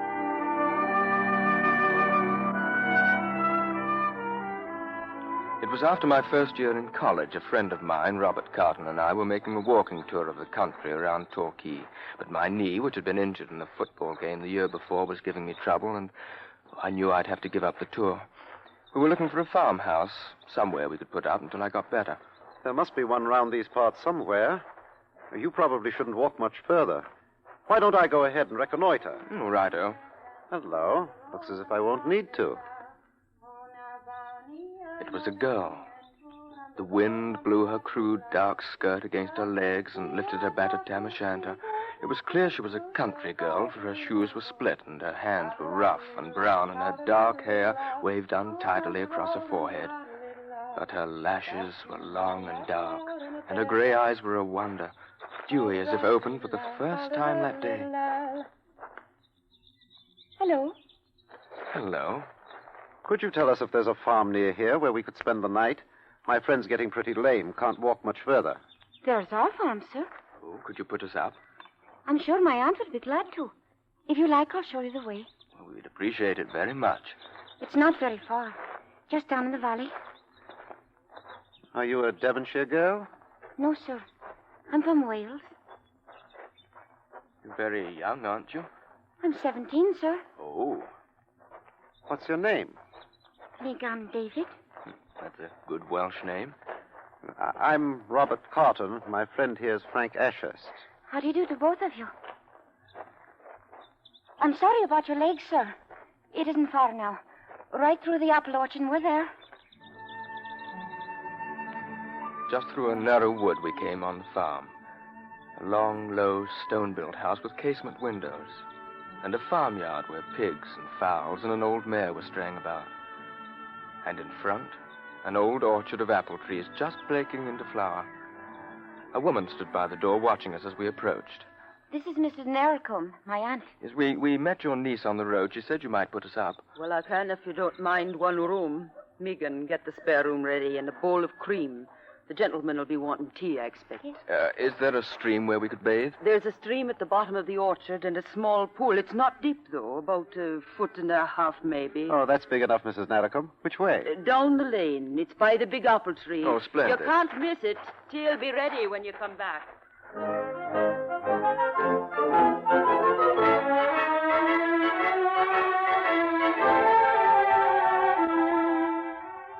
Will you gentlemen care for more tea? No, thanks, Megan. Then I'll take the things away. Megan. Sir? How many of you live here? There's my aunt and her 2 young nephews, the boys you saw as you came. Nick and Rick, they're called. Then there's old Jim, the hired man, and Joe. Oh, quite a family. Oh, yes, sir. If there's anything else you want, just call. Pretty thing, isn't she? She's like a flower. A wildflower you come upon unexpectedly in the woods. She has caught your fancy. Bit poetic for me, but I see your point. Emotionally, she'd be wonderful. Just needs awakening. What do you say we go into the kitchen and see more of her? No thanks. You go. My knee hurts. I'm going to bed.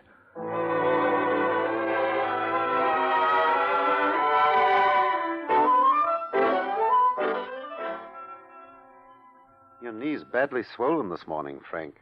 I think if they'll have you here, you'd best stay on a few days. It does hurt like the devil. But what about you? Oh, I have to get back to London. Oh. Someone can drive me into Torquay, and I can get the train from there. That is, if you don't mind being left alone. As a matter of fact, I shall like it. Nothing to do but dream and watch spring on a farm. I've always wanted to do that. Well, good luck to you. Look me up when you get to London. And, oh, yes, be careful of the wildflowers.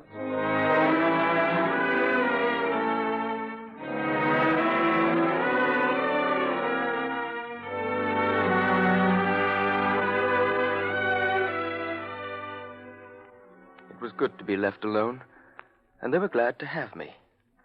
Megan and her aunt worried about my lameness as if I'd been one of the family. Only the boy Joe seemed to be unhappy at my presence.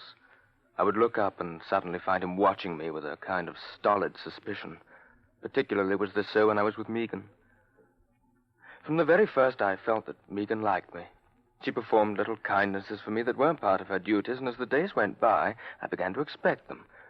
When I woke in the morning, the thought of her made me anxious to be up and downstairs. Even if I didn't talk with her, I liked to be near where I could hear her singing at her work. One day, I was down by the big apple tree, and the little boy Nick was playing there by the pool. Watch out, mister. The gypsy bogey will get you. Ooh. And what do you mean by the gypsy bogey? The gypsy bogey sits on that stone there by the apple tree sometimes. Oh. What does he look like? Don't know. Never seen he. Megan says he sits there, and old Jim seed it once. He was setting there not afore our pony kicked in Father's head. He plays the fiddle. Megan's afraid of he. Oh? But she's not afraid of you. She says a prayer for you. How do you know that, you little devil? When I was asleep, she said, God bless us all with Mr. Ashes. I heard her whispering. You're a little ruffian to tell what you hear when you're not meant to hear it. Here we are, Megan. And I've been looking all over for the rascal. You go into the house at once. Auntie wants you. Go on with you. I told you about the gypsy bogey. Go on now. No more nonsense out of you. Children are silly sometimes. I don't think so. They're often more sensible than grown-ups. Tell me, Megan, what's the gypsy bogey they're talking about? He brings bad things. Oh? There are bogies in the rocks. They are men who lived long ago. There is one that comes here and sits on that rock. I shall have to come down one night and sit on his rock then and have a talk with him. Oh, please don't. Something will happen to you. Does it matter if anything happens to me, Megan? Would it disturb you a lot? Oh, well, I dare say I shan't see him because I suppose I shall have to be off soon. Oh, no. Would you like me to stay? Yes, very much. Then I will stay. And tonight, Megan, I'm going to say a prayer for you.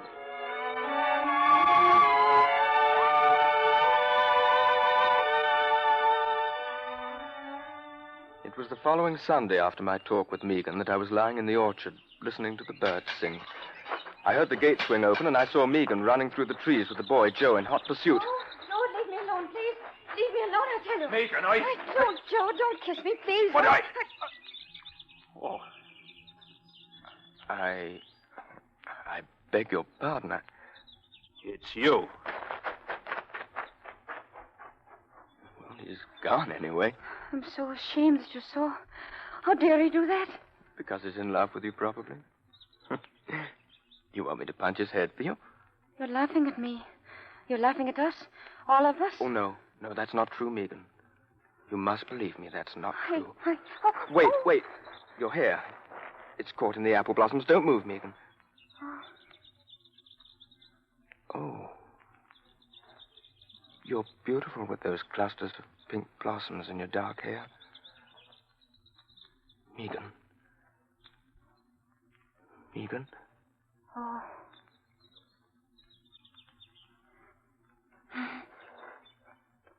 You're very, very sweet, Megan. You too? Megan, come here tonight to the big apple tree after they've gone to bed. Megan, promise? I promise.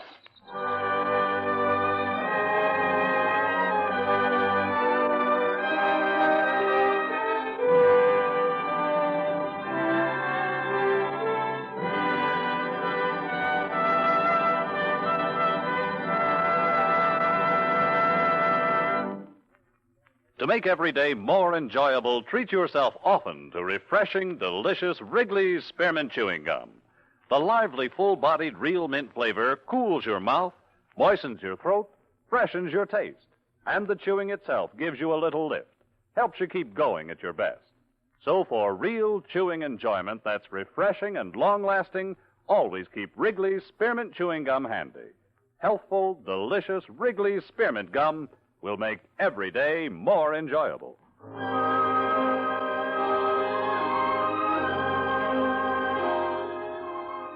And now, the second act of The Apple Tree as we return to romance.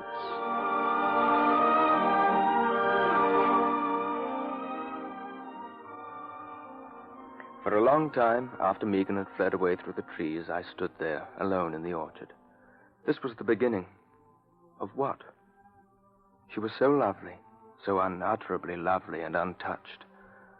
I felt somehow as if I'd beheld a miracle, and it had transformed me.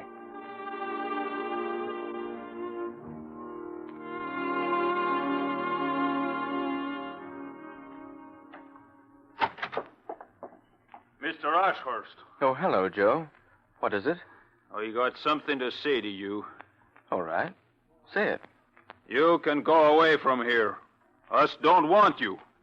What do you stay here for? Oh, because I want to. It pleases me. It won't please you when I've bashed your head in. Indeed? And when would you like to begin that? And Megan don't want you. You can go to the devil. I went out into the garden. I was a little sick. A few words from the lips of an angry boy had suddenly tainted a thing of beauty and made it ugly. I walked on toward the wild meadow. Jim, the hired man, was working there. Morning to you, Mr. Ashurst. Good morning, Jim. It's brave weather for the grass. Jim, they tell me you've seen the gypsy bogey, too. Is that right? Ah, it was in my mind as 'twas there. Was there a moon? Yes, very near full. But 'twas only just risen, gold-like behind them trees. Of course, Megan now, she's seen him, sure. She's sensitive. She feels everything. Ah, she's very loving-hearted. Loving-hearted. Yes, that was it. What was I to do about this girl that loved me so, and whom I loved? I walked for a long time.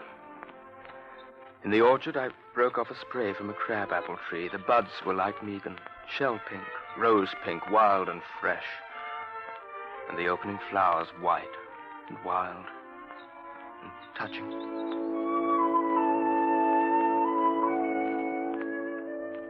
It was nearly 9 when she came.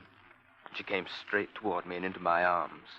And our lips sought each other, and we stood there together for a long time in the moonlight.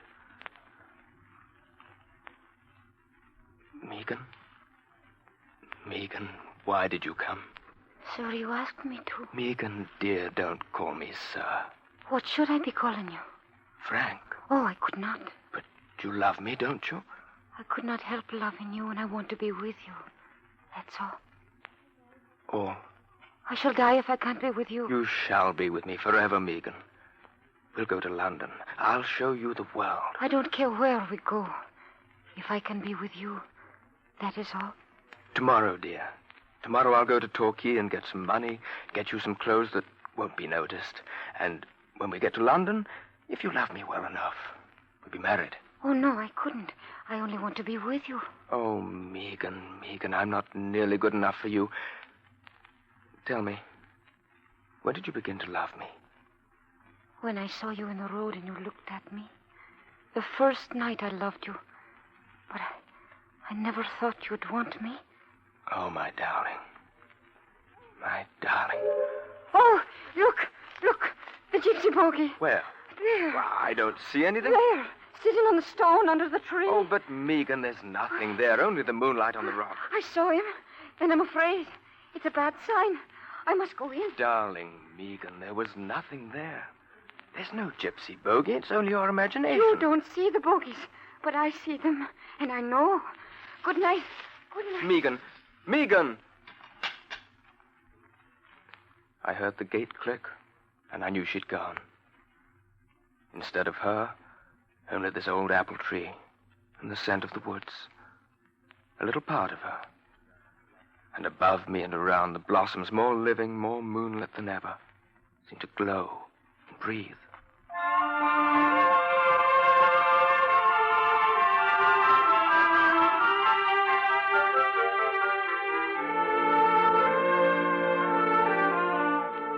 The next morning, I left early and went to Torquay. I wanted to get some money, and I had to cash a check. But I found that without credentials, I would have to wait until they wired the London bank for verification. While I waited for the answer, I shopped for a dress for Megan. Now, here's something, sir. It's very smart, really, and should just suit the girl you described. But the more I looked at all those smart, modish dresses, the less they seemed to suit Megan. It was incredible that Megan, my Megan, could ever be dressed in anything except the rough tweed skirt and battered tam o' shanter I'd always seen her wear. I couldn't make up my mind. And yet she couldn't wear her old clothes in London. They wouldn't suit there either. I couldn't make up my mind, and I walked the streets of Torquay, confused and undecided. Well, Frank Ashurst. Phil Halliday. I haven't seen you since rugby. What are you doing here in Torquay? Oh, I'm just looking about. I was waiting for my bank to wire back confirmation of my signature so I can get some money. Well, if you're not lunching anywhere, come with me. I'm here with my sister Stella. You'll come? Well... Oh, all right, yes, I should love to. That's splendid. Oh, we'll have a lot to talk about. And Stella will be pleased. It's been pretty lonely for her with nobody but an older brother for company. Come along.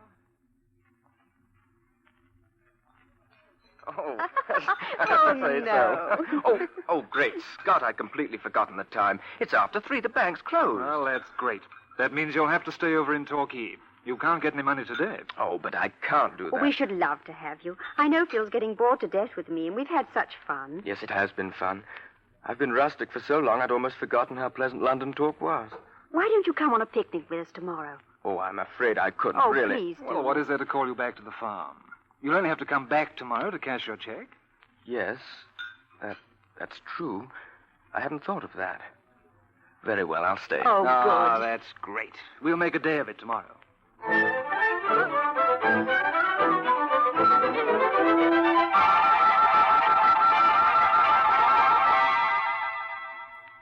I sent a wire to Mrs. Narracombe.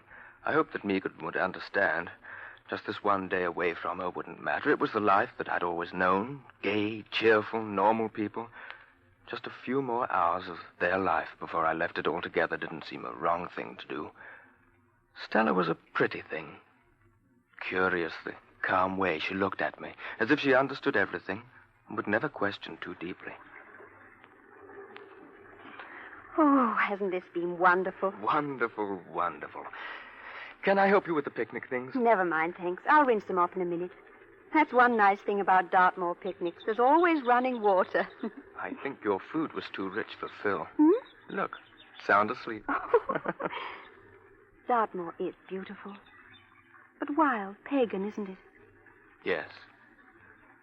Yes, completely away from civilization. Unsophisticated. Untouched. Just picture a bit of Dartmoor put down in the middle of St. James's Park. Yes. But then it wouldn't really be Dartmoor anymore, would it? No, I suppose not. Wild things don't transplant well. Well, we should get started if we want to get back to Torquay before dark. Phil, you sleepyhead. Come along, wake up. Come along, Phil. Oh, Stella. Oh, such a wonderful dream you interrupted. You silly. I'll just wash these plates up a bit in the stream and be right back. She's all right, that sister of yours. Ah, good as they come. I think she's fond of you, too. Oh, well, really, now, she hardly knows me. Oh, well enough, I guess. Come along, you two. If we don't hurry back, we'll be late for dinner.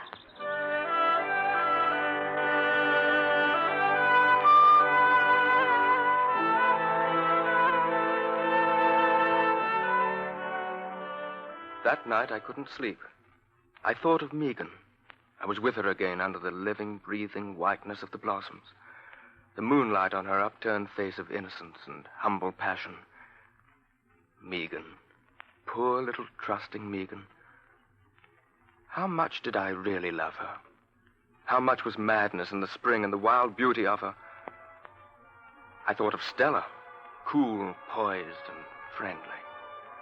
She belonged to the world I knew and understood, a world that understood me. Megan didn't understand, and she could never belong. She loved me, but was that enough for either of us? I didn't know what to do.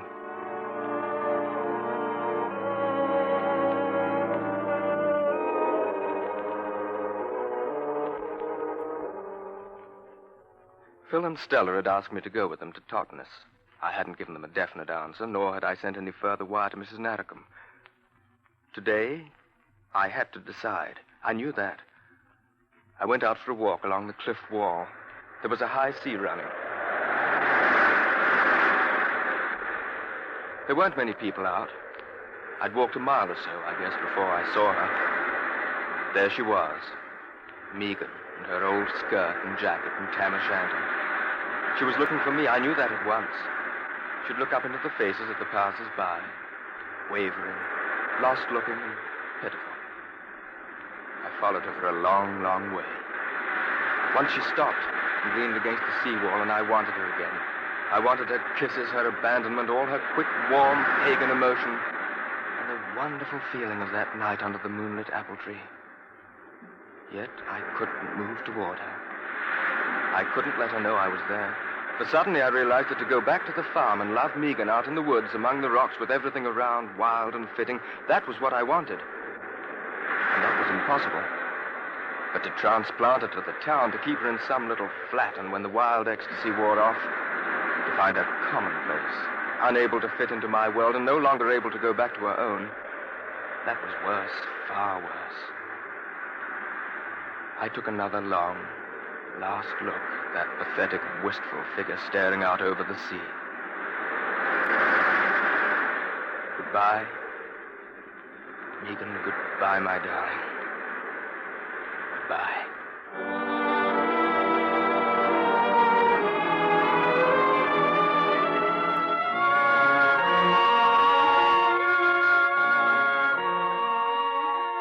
Three days later, I went back to London, traveling with the Hallidays. And on the last day of April in the following year, Stella and I were married. All this I remembered as I sat there on the hill in the warm sun. And as I remembered, an ache for a lost youth, a hankering, and a sense of wasted love and sweetness gripped me. And the sun was no longer warm. I got up and walked away down the road. There was a man standing by what I saw was a grave, an old man. The grave was by the crossroads, and there was a moorstone to the west, and on it someone had thrown a blackthorn spray and a handful of bluebells. Afternoon to you, sir. Nice day for a walk. Can you tell me whose grave this is? Well, now, that's quite a story. 'Twas a poor soul that killed herself.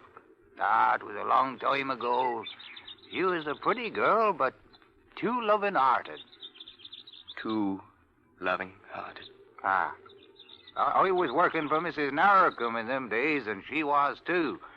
There was a college gentleman staying with us. She took a fancy to him. He was a nice fella, too.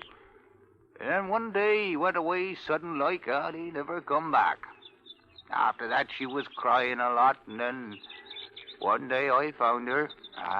She was lying in a pool by the old apple tree, by the stone where the gypsy bogie sat. Oh.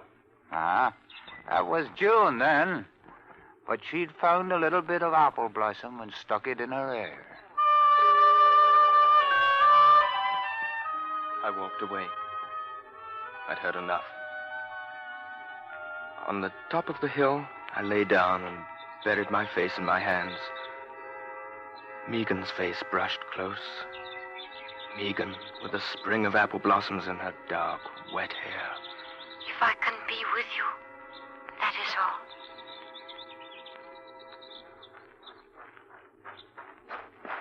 Oh, there you are, Frank. Look at my sketch. It's pretty, don't you think? Very pretty. Still, there's something wanting, isn't there? Yes. There was something wanting. The apple tree. And singing. And the gold.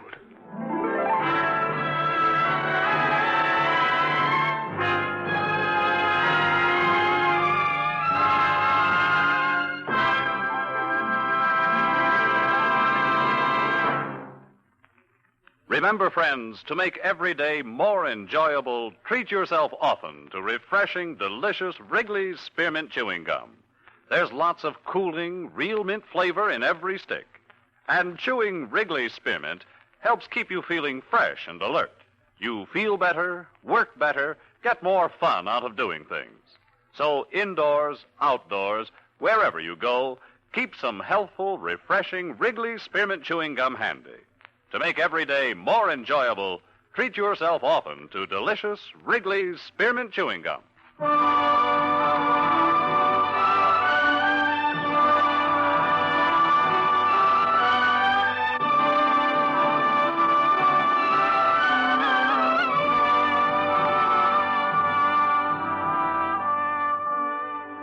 Romance is produced and directed by Norman MacDonald and brings you the greatest love stories of today and yesterday.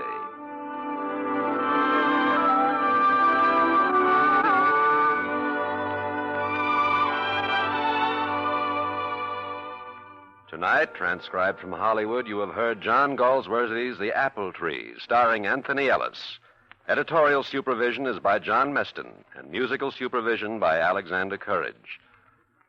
Next week, Wrigley's Spearmint Gum, the chewing treat enjoyed by millions, will bring you another story enjoyed by millions. Esther McCracken's delightful story of a young girl very much in love and the problems that confront her just before her quiet wedding.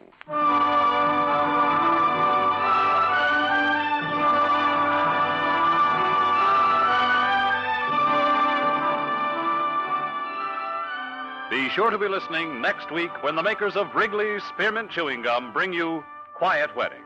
This is Bob Stevenson speaking, and this is CBS, the Columbia Broadcasting System.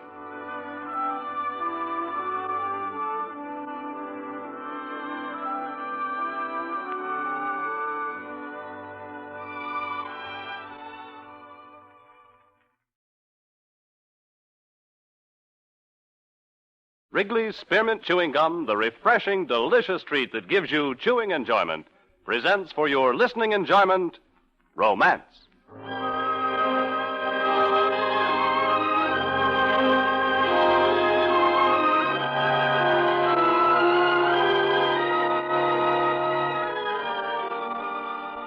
Romance, bringing you the finest stories of the world's greatest romantic authors.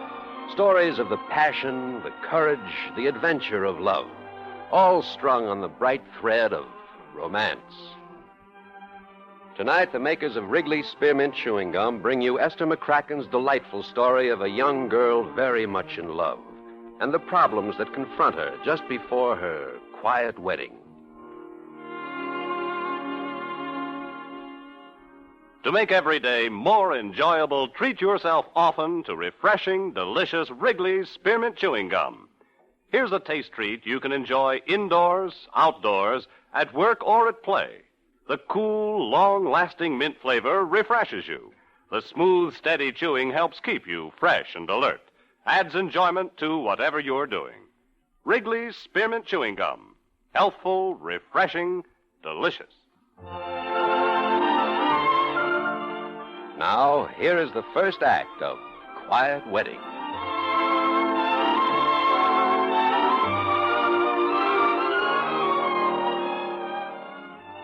This is a story not so much of marriage itself, but of the hectic times before a marriage begins. The hours and days and weeks of feverish preparation, all leading up to the final scene. The quiet wedding in the conventional setting. The church banked with flowers.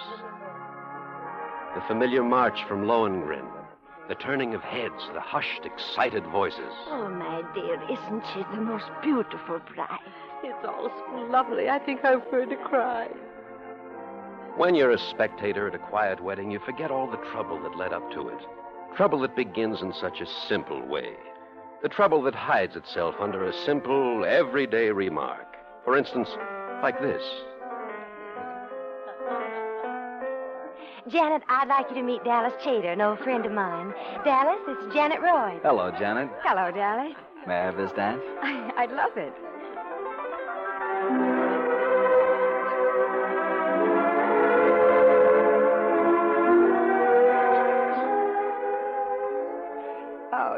Dallas, isn't it a beautiful night? Just look around you. Oh, I'm sorry. Sorry? For what? For thinking about you. Oh. There's never been a girl like Janet. Janet makes living seem fun. Janet does funny things to my heart action and my knee action and my head action, and everything is beautiful when she's with me. And everything's a little empty when she's not. Oh, Dallas. So I've been trying to jack up that courage I thought I had so much of before I met you, to say, what are you doing tomorrow night? And the night after that? And what are your plans for the rest of your life? Tomorrow night I have a date. The night after that I'm free. And as for the rest of my life, I'm open to suggestions. Will you marry me, Janet? Quietly? Yes, I will. If you'd want me to. Quietly.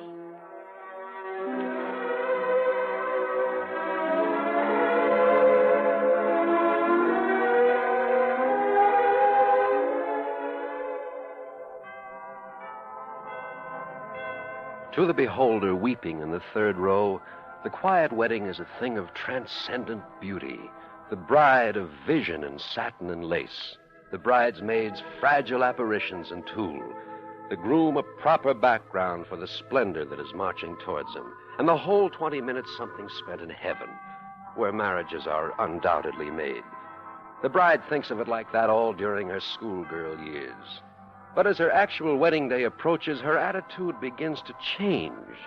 At least that's the way it was with Janet Roy the day before her wedding. I wish I was in Tibet, way back in the mountains of Tibet. Janet! And the farther back the mountains, the better. I'm sorry, Mother, but that's the way I feel. Did you have lunch with the bridesmaids, Janet? Yes, Aunt Mary, I lunched with the bridesmaids. Oh, and you saw their precious little hats, or caps, or halos, or whatever they are. I certainly did, Mother. And the Barton girls are dears, but I don't think their faces were ever meant to go with flowers. Oh, Janet, this is most upsetting. Mother, darling, please, don't talk about But them. what's wrong with them? Are they too high, or too low, or too... Mother, I've seen bridesmaids' faces all afternoon. I just don't care anymore. Janet, is Dallas coming this evening? Yes, Aunt Mary, I think so. Lots more presents have arrived, dear. You haven't even looked at them. Oh, Mother, you open them. Oh. Aunt Mary, did you hate getting married as much as I do? Hate it? My dear, I reveled in it. I was the important member of the family for the first time in my life, and I had 12 pairs of stockings without a darn in one of them. Well, I suppose the stockings are something in its favor. Now, Janet, Mother is not going to listen to any more of this talk. I'm upset enough. I'm going out to the kitchen. Aunt Mary, I don't want to get married. I don't want to get married at all. I don't know whatever made me think I did. Oh, you're just tired, my dear. You bet I'm tired. I'm tired of trying on dresses and arguing about underclothes and trains and hotels. I'm even more tired of watching the family assemble. People we didn't even know we were related to. And they all act as though they were coming to a wake. In another 24 hours, they won't matter at all. But that's just it. They will. All this fuss everyone's made seems to have killed something lovely between Dallas and me.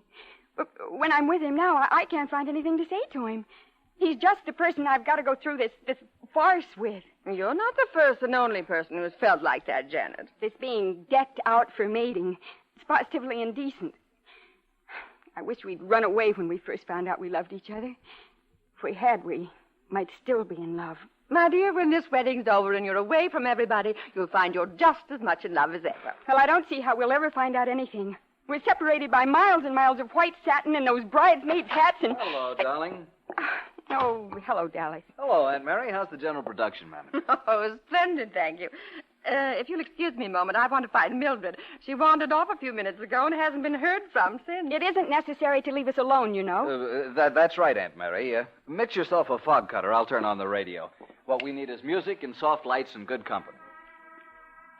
Dallas, that's too loud.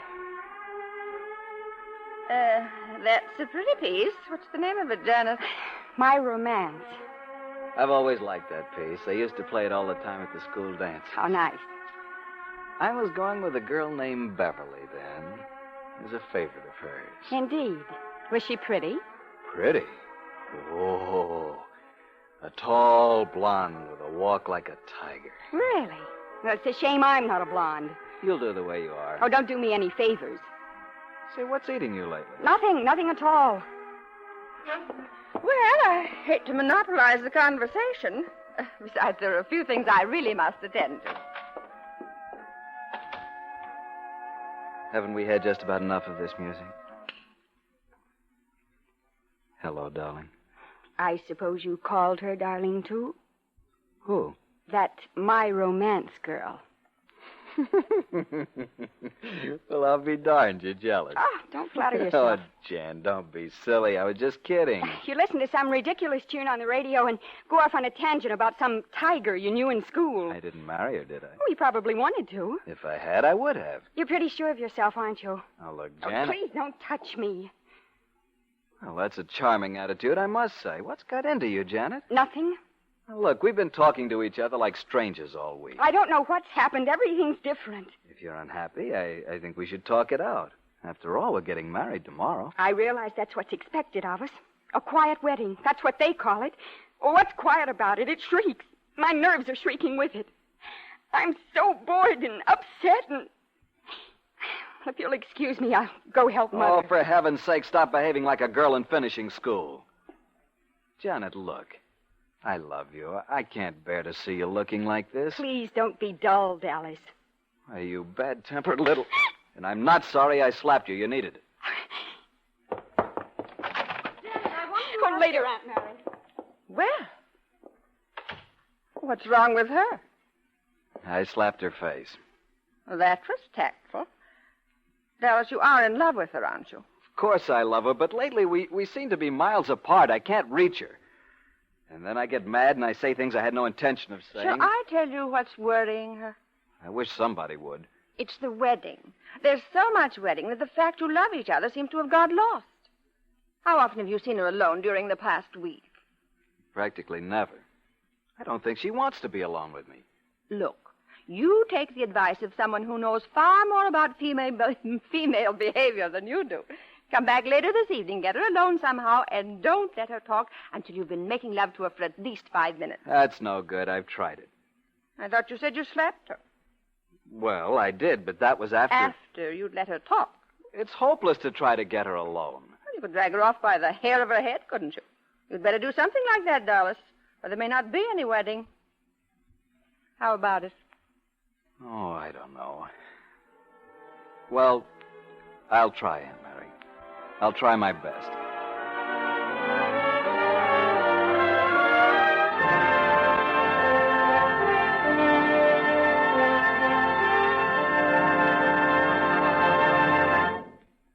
To make every day more enjoyable, treat yourself often to refreshing, delicious Wrigley's Spearmint Chewing Gum.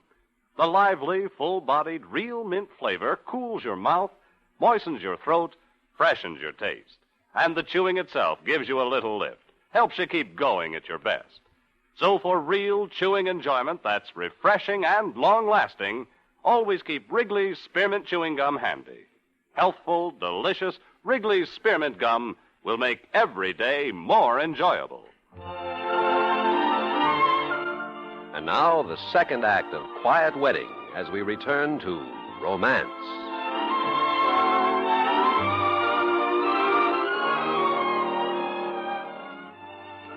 Father, Yes, Janet? There's something Father, what would you say if I told you I'd changed my mind and didn't want to get married tomorrow after all? Janet. Oh, Mother, please. I'd say, then don't. Do you mean that, Father? Oh, now, she's tired and nervous, Arthur. She doesn't realize what she's saying. For heaven's sake, don't encourage her. Well, the idea has its appealing side. At least I wouldn't have Cousin Bob wheezing down my neck tomorrow. Oh, look, Father, I'm very serious, so please don't say anything you don't mean. All right, my dear, I won't. I'll just say this. Once the guests arrive at the church tomorrow, you must go through with it.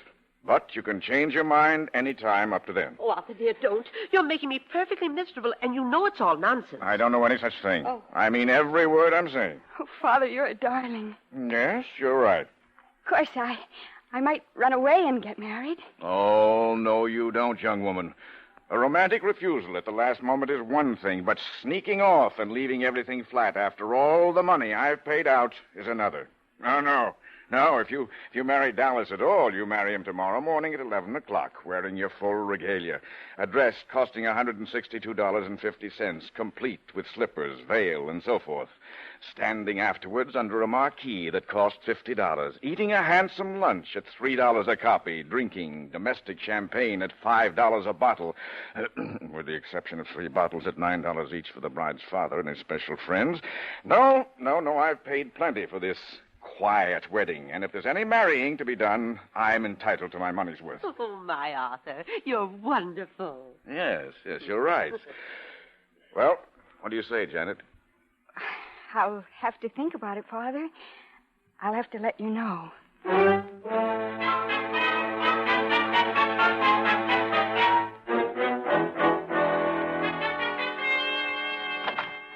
Hello, Janet. Oh, how's my kid sister? Marcia, how wonderful. Oh, I thought you weren't going to be able to get to the wedding. Well, I just suddenly made up my mind and came. It was now or never because... Well, you might as well know it now as any time, Janet. I'm leaving Jim. Leaving him, Marcia? Mm-hmm. I thought you were so happy. Well, I'm not. As far as I'm concerned, marriage is worse than prison. Did you ever stop to think what it's like to be married to one man, the same man, day in, day out, the same voice, the same mannerisms? Oh, after a while, you'd commit anything from murder to suicide to get away. You were certainly in love with him when you married him. No, I wasn't. I knew on my wedding day that I was making a mistake, but I was too much of a coward to call the whole thing off. All he talked about the day before we were married was some other girl he used to know. Can you imagine? I certainly can.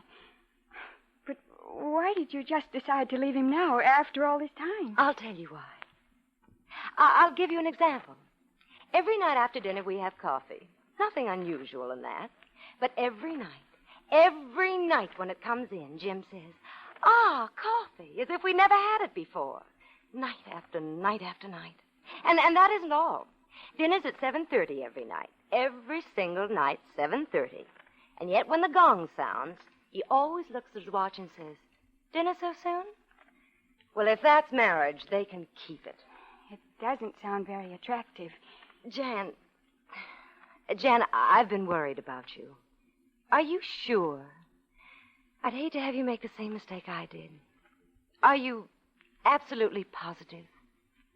Yes. No. I don't think... Oh, Marcia. Well, if you have any doubt at all, you sit down this instant and write Dallas a note. Tell him there isn't going to be any wedding until you are sure. After all, honey, this is for the rest of your life. Yes. Yes, it is. For the rest of my life. Marcia, I think I will write a note. It's the only thing to do.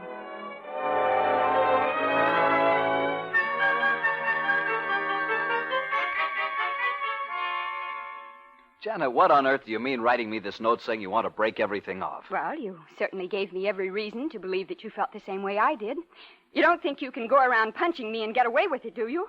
Well, I'm terribly sorry about that, Jan. Honestly, I'm not. You brought everything out in the open. There's no good our getting married hating each other. But why should we suddenly hate each other? Only a few weeks ago we were enough in love. I don't know, but it's happened. And it's happened before to lots of other people as well as us. Not in this muddled, unreasonable way with no explanation. Janet, you remember that funny little cafe where we used to dance in the basement? I don't know which one you mean. You remember one night when we were there, we swore to each other that if anything ever came between us, we'd get away somewhere, give ourselves a chance to discuss things and put them right. Really, Dallas, I don't see But you didn't do it. You sent me a nicey little note instead. We can't go off alone now. It's too late. No, it isn't. It's never too late. Come along. I won't. Janet, this is important. Our whole future depends on what we decide to do now, and I'll be hanged if I'm going to let you break it off until we've discussed it properly. Really? Janet, if you don't want to marry me, you don't, and that's that. All I'm asking is that we give ourselves a chance. So we can't talk here. I've got one eye on the door and one on the window and one on your mother. Let's go miles away where we can talk. Janet, you've got to come. You've just got to. Will you, please? All right, Dallas. I'll go with you.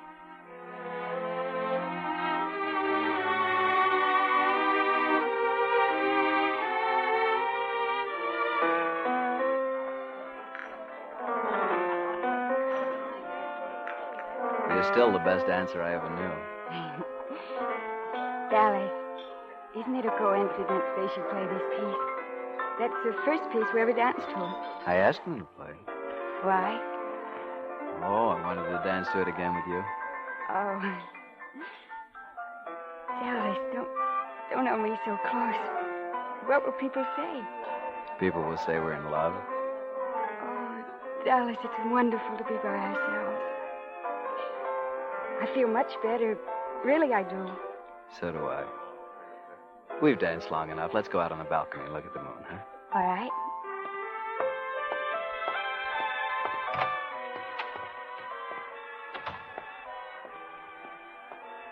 Dallas.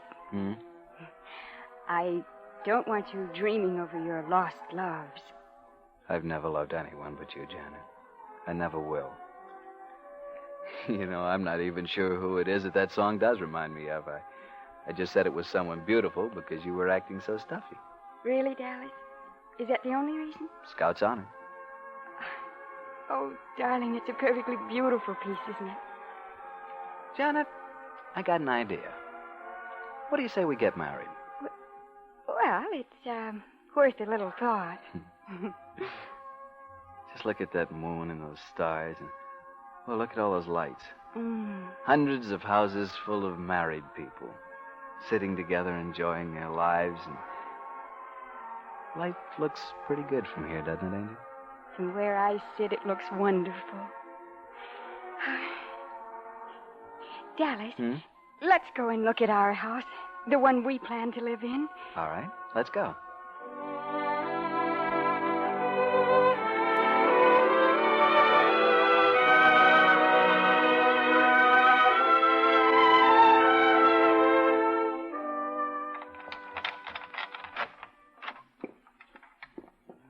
Where's that confounded light switch? Well, try a little higher up.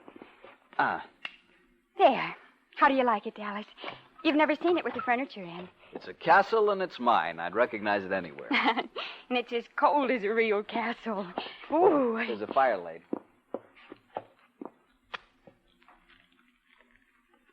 There. Aye. Now, let's sit down beside our first fire. All right. Comfortable? Very. Let's pretend. Pretend what?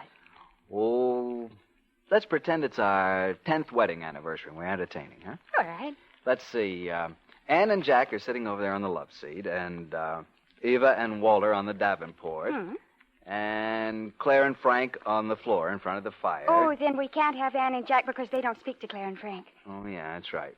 Okay, then Gertrude and Fred are on the love seat, okay? Good. Mm-hmm. Now, you've just cooked a chicken dinner, and I've carved it. And the dishes are piled in the sink. And your hair's a little rumpled the way it is now, and your cheeks are flushed, and I'm thinking how very much I love you. And how good the years have been, and... Oh, and then someone laughs too loudly, and young Gary starts to cry in the nursery. Oh, Dallas, no, not a boy. I want a girl. Gary is crying. Someone to play golf with and wrestle with and take fishing. I want a girl to wear pigtails, play with dolls, and help me in the kitchen. All right, we'll compromise. We'll have both. Oh, it sounds wonderful. Oh, Dallas, I'm so glad we came. So am I. If you only knew what it's been like at home this week. Telephone ringing, parcels everywhere, and endless fittings. Even my bedroom's been full of trunks and clothes and caterers, florists, expressmen, and none of them ever still, always popping in and out. It was horrible. Now I don't feel miles away from you anymore. Janet, what was the matter? When did all this start? I don't know exactly. I only know that suddenly it was there. And everything that's happened since has made it worse. But perhaps it was my fault. I didn't realize what a public event marriages are. And that Mrs. Somebody or other's present being in the right place or the bridesmaid's hat looking sweet is so much more important than a little thing like whether the bride is happy or not. I suppose it's taken for granted that the bride is happy. Otherwise, she wouldn't be having a wedding. Look, don't you suppose this whole thing's been getting on my nerves, too? Your nerves? Didn't it ever occur to you that I might be having the same sort of problems? Well, of course not. You're so matter-of-fact. Well, just because I happen to be able to exercise more control than some people. Well, thank you. Yeah, see, there's something wrong with anyone who goes around crying all the time and about such silly things as whether the grain in a table is right and because Mrs. Tisdale's vase got broken. Well, If that's the way you feel about me, it's a good thing we found it out before we got married. I am merely trying to point out that I at least knew something was wrong. You were too wrapped up in your own feelings to care how I was feeling. That's not true, Dallas. It wasn't my fault that every time we met, you started talking about trains and plumbing. They were safe subjects, and you certainly haven't encouraged me to talk about anything else. Oh, Dallas, stop being reasonable. I will, if you'll stop being unreasonable. All right, darling. Turn on the radio, will you? It's right behind you. Okay, sweet.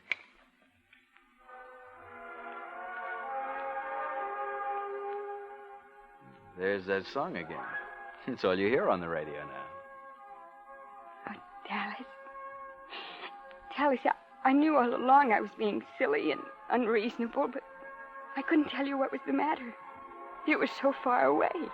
I wasn't really far away. I was just scared to death. I realized suddenly that I was taking on a rather large responsibility. And then it was a busy week at the office. Oh, I'd forgotten all about your office. Oh, you mustn't ever do that. The office is very important. I shall expect you to minister to my comforts when I come home tired from the office. All the husbands in stories come home very tired from the office, so don't you dare forget about it ever in the future. I won't, Dallas. Then I take it there is going to be a future? I take it there is. Dallas, do you know you haven't kissed me yet? Well, that's easily fixed. Dallas, do you really love me? Madly? And will you love me forever? Until the end of time. Darling, I'm so glad. Isn't it funny how you can be so utterly happy when you've been so utterly miserable? Very funny.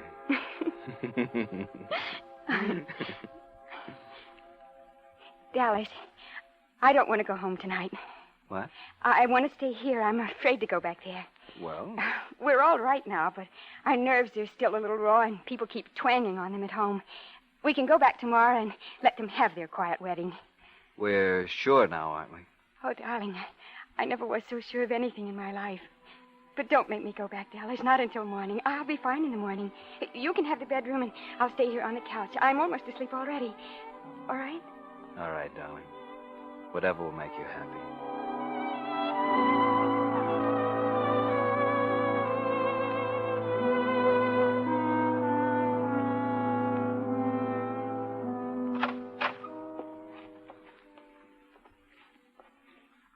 Okay, Janet, the coast is clear. No one's in here. I'll have to hurry. They'll be looking for me. Oh, shh, don't make so much noise. I think everyone's still asleep. They'll wake up soon enough. Jan, in a few minutes, all sorts of things are going to come crowding in on you again. People fussing and carrying on, and... Are you sure you're going to be quite all right? Perfectly. I'm just thinking that in a few hours we'll be married. I love you very much, you know. Oh, Dallas, I love you so much, too. Well, better not let your mother see you two down here so early. She wanted you to sleep late, Janet, so you'd be an extra beautiful bride. Morning, Daddy. Go on now, Janet. Scoot. You have a lot of things to do. This is your wedding day, as I recall. Or am I mistaken? I'm sorry I worried you yesterday, Father. I do want to get married very much. I don't know what got into me. Oh, nerves, that's all. Why, your mother threw the family album at me the day before we were married. I'll carry the scar to me grave. Didn't it upset you? I should say not. Then I knew she really loved me. Well, Dallas, I'll see you a little later. All right, darling. Oh, and Janet. Yes, Dad? Better muss up your bed a little before your mother sees it. Daddy, you're wonderful. Don't forget, Jan. We have a date. I won't, darling. I'll be waiting for you at the church. I know now that what I've wanted all my life is just a quiet wedding.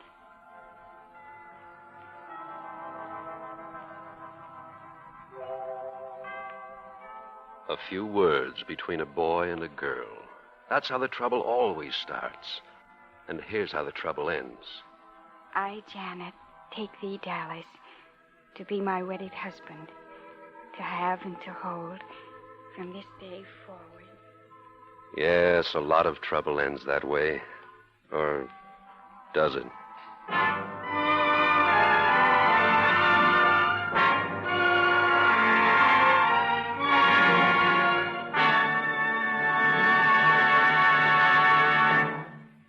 Remember, friends, to make every day more enjoyable, treat yourself often to refreshing, delicious Wrigley's Spearmint Chewing Gum. There's lots of cooling, real mint flavor in every stick. And chewing Wrigley's Spearmint helps keep you feeling fresh and alert. You feel better, work better, get more fun out of doing things. So indoors, outdoors, wherever you go, keep some healthful, refreshing Wrigley's Spearmint Chewing Gum handy. To make every day more enjoyable, treat yourself often to delicious Wrigley's Spearmint Chewing Gum.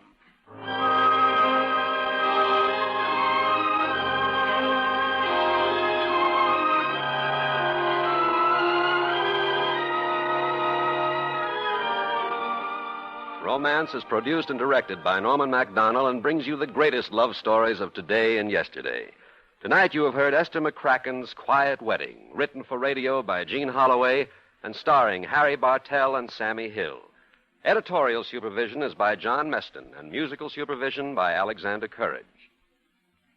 Next week, Wrigley's Spearmint Gum, the chewing treat enjoyed by millions, will bring you another story enjoyed by millions. It is one of the best known of all fanciful romances, the tale of Germelshausen.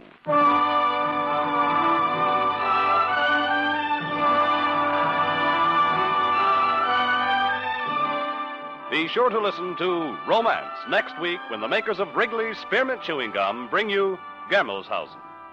This is Bob Stevenson speaking, and this is CBS, the Columbia Broadcasting System.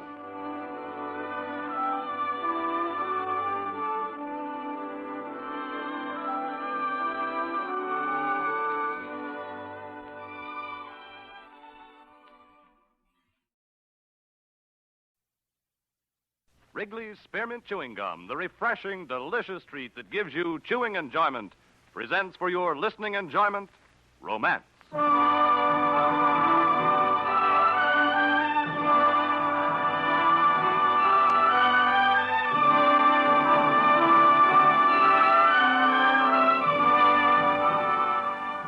Romance, bringing you the finest stories of the world's greatest romantic authors.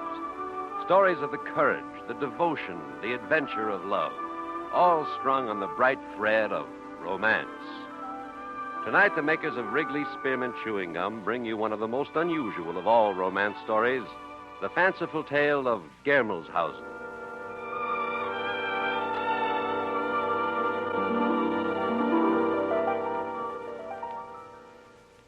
To make every day more enjoyable, treat yourself often to refreshing, delicious Wrigley's Spearmint Chewing Gum. Here's a taste treat you can enjoy indoors, outdoors, at work, or at play. The cool, long-lasting mint flavor refreshes you. The smooth, steady chewing helps keep you fresh and alert. Adds enjoyment to whatever you're doing. Wrigley's Spearmint Chewing Gum. Healthful, refreshing, delicious. Now, here is the first act of Germelshausen.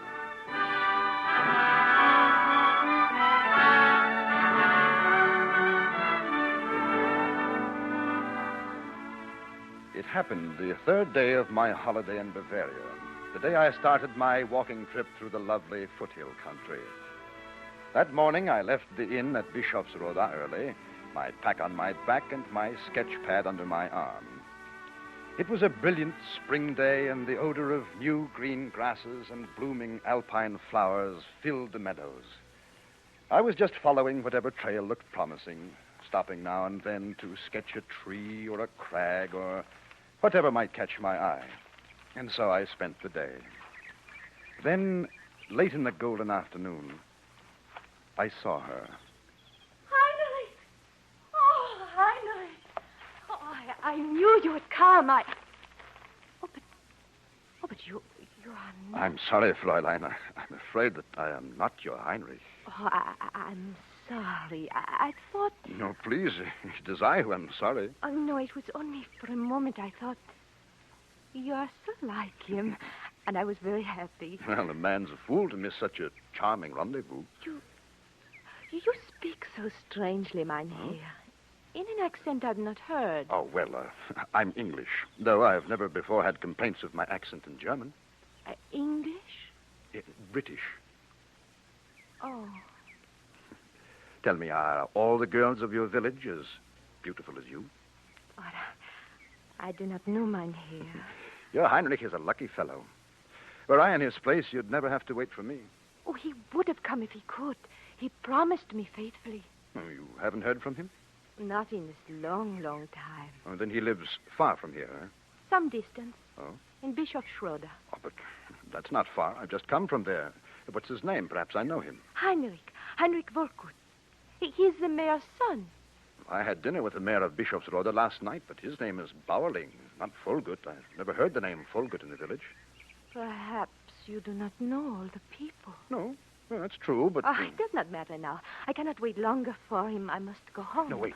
Just one moment. Here, please. Now sit here on this rock for just 5 minutes more. But why? I want to sketch you. Oh, me? Yes. A portrait of me? Well, then you are a painter. Yes, and I shall treasure this picture very much. Now, please, just like that now. Now, don't it? move. Don't stir. There now. You must hurry. Soon the bell will ring in the village church. It will be time for dinner. What is your name? Gertrude. Well, mine is Richard. What is the name of your village? Germelshausen. Germelshausen. Strange, I don't remember that name. It mustn't have been on my map. Move your head just a little more to the... There? Yes, that's right. Okay. Yeah. Can I get to Wichtelhausen from there? Oh, yes, easily. By the footpath. It takes only half an hour, perhaps less. Good. Then I shall go through your village, and perhaps I'll have dinner at your inn. You need not go to the inn. You must come home for dinner with my father and I. There is plenty. Oh, well, thank you. But, no, hold still there. Huh? Won't your Heinrich be angry? Heinrich? Oh, he will not come now. Since he was not here by 11 o'clock, he will stay away until our day comes again. Your day? What do you mean by that? Would I... Oh, there is the bell. We must go now. Yes, but... Oh, Father will be angry if I'm late. Don't you want to see your picture? Oh, my... Oh, yes. Of course, and here. See? Oh, but is that me? Of course. Oh, but she's so beautiful. Oh, more beautiful than I. No.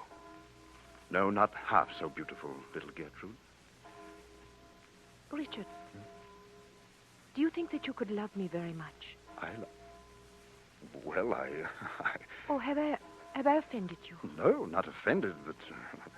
well, you're not serious. I am. Very serious. Oh, then you deserve a serious answer. An hour ago, I should have laughed. Rudely, I'm afraid.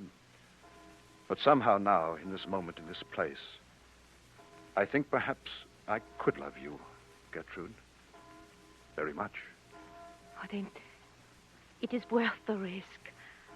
Come with me to Germelshausen.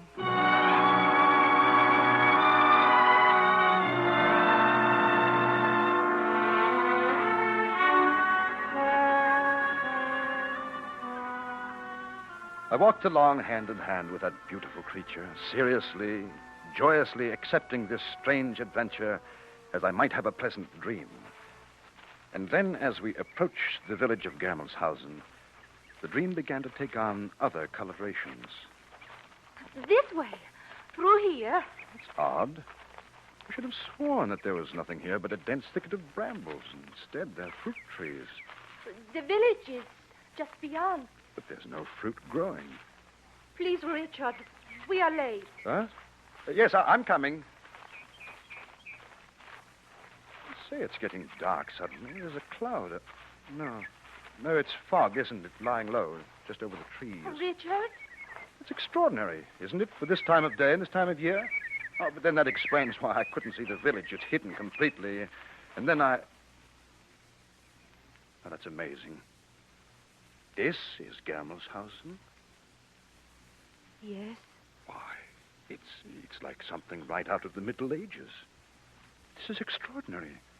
It looks as if there were nothing here past the 12th or 13th centuries. Oh, please, Richard. You can see it all later.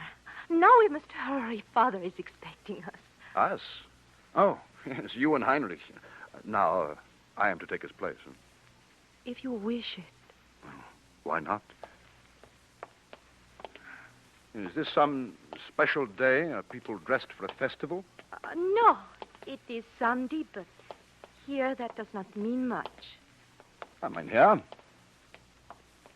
Well, it's not very friendly in this town, are they? Everybody looks so glum and silent.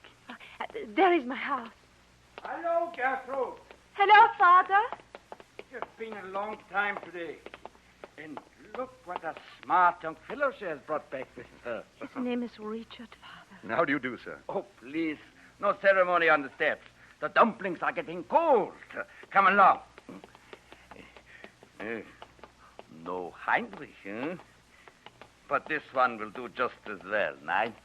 A hearty welcome to Germershausen, young men. A hearty welcome. It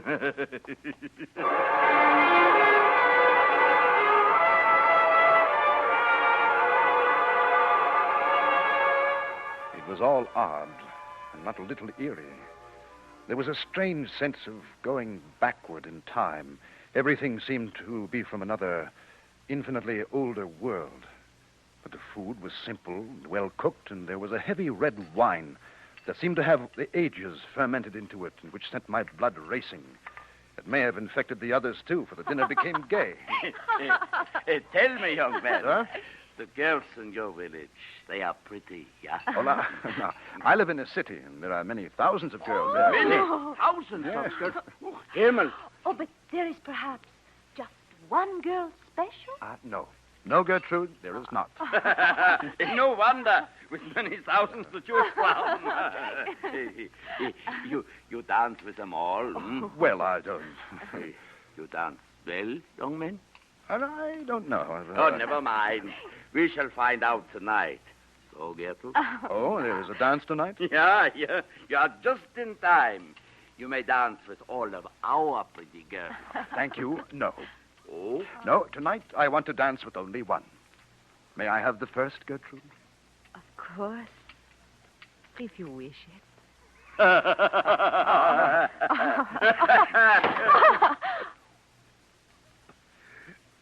Bram. Come in. It is our young friend Bram, mein Herr. We didn't see you standing there at the door, Bram. Come in. Danke schön, mein Herr. Guten Tag, Gertrud. Guten Tag, Bram. Bram, this is a strange young man from outside that Gertrude found. I have heard of him. He is not Heinrich. Nein. His name is Richard. I told you Heinrich would never come back, Gertrude. And as for this one, what does he know? Nothing. Then let me advise you, mein Herr, to go. Get out of Germelshausen as quickly as you can. Bram. Why should I? Because it is not a healthy place for outsiders like you. We do not like strangers. Are you threatening me? No, not I. I am only warning you. Now, good day. I shall see you at the dance, Gertrude. Just a moment. Oh, Richard. Mein Herr. Yeah. For your information, I plan to stay here in Gelmershausen as long as I wish, or as long as Gertrude wishes me to. That is your decision? Yes, it is. Well, mein Herr, perhaps you will regret that decision. Yeah, perhaps you will regret it very much.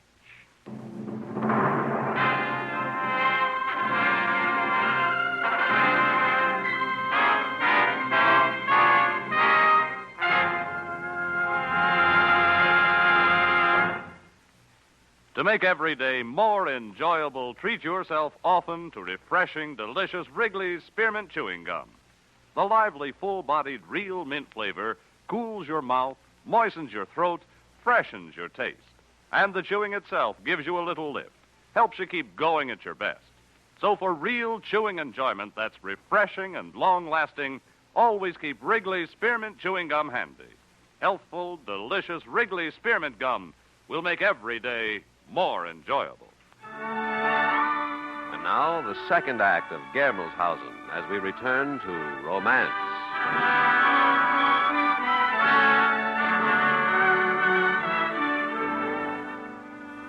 We finished an uneasy dinner after Brom left, and then Gertrude and I walked out through that extraordinary town.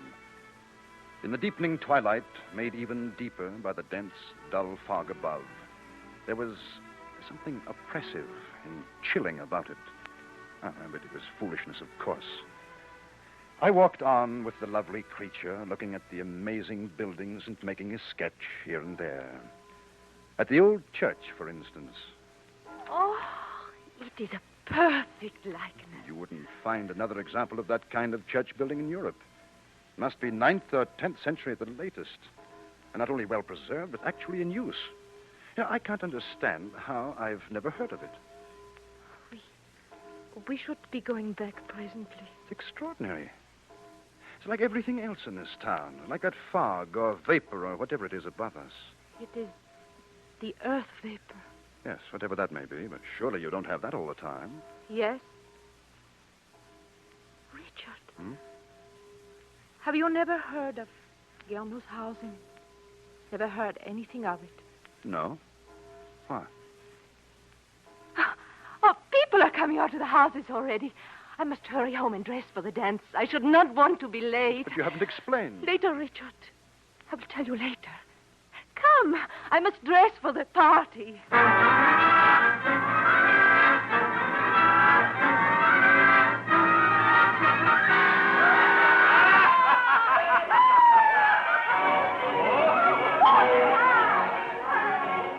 The party was all laughter and music, although music of a kind I had never heard and never expect to hear again. Strange, ancient, and eerie.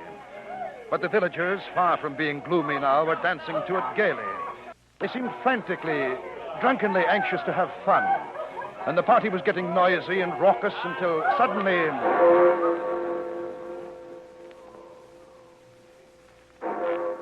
Well, that must be 9, huh? Yes, 9 o'clock. Yes. 3 hours more. Oh, you mean the party ends at midnight and we all turn into pumpkins or something? Have I said something wrong? What's everybody so solemn about? It is only that the tolling of the hour reminds them. Of what?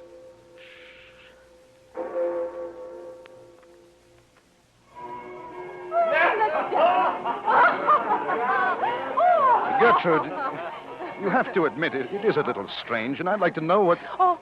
What? My compliments, mistress. What is it you want, Brom?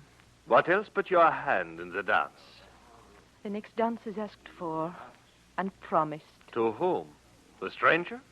You have danced with no one else all evening. That is not your affair. I dance with whom I choose. You'll excuse us? You need not be superior, stranger. The night is long. And then she is mine. What do you mean? Oh, Richard, stop, please. I warned you to go, stranger. Now I will send you away. I shouldn't try it. Not by force, no. Simply by telling you your fate if you stay, mynheer. Or allowing the lovely Gertrude to do so. But, you see? She is afraid to. She is afraid you will run away. She is afraid you will not love her enough to stay. And of course she is right. For how could any man love any woman enough to stay here in Gelmhushausen tonight? What are you talking about? I am talking about your life, mynheer. Not this one. Your eternal life. Gertrude, what... He is right, Richard. I should have told you before. Because of blasphemies committed here long ago, this village was condemned to eternal damnation. For you to stay on here, to love me, means that you too must risk eternal damnation. What is this? Some grisly game you play here in Gelmhushausen? Oh, Richard. It is no game, stranger. Unfortunately for you. This girl, in the vain hope that she might save herself from damnation, has brought you here. If you stay, at the stroke of midnight when the long night begins, you will face judgment. If your love is true, then she and you are saved. If it is not, then you too will go down to eternal damnation. If my love could save Gertrude from you, then I should be most happy to take whatever risk necessary. Richard. Oh, Richard. Very noble. But is it true? Will he sing the same tune on the stroke of 12? We shall see. We shall see.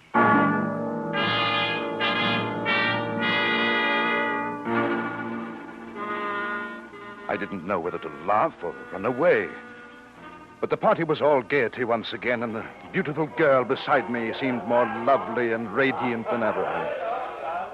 Oh, Richard.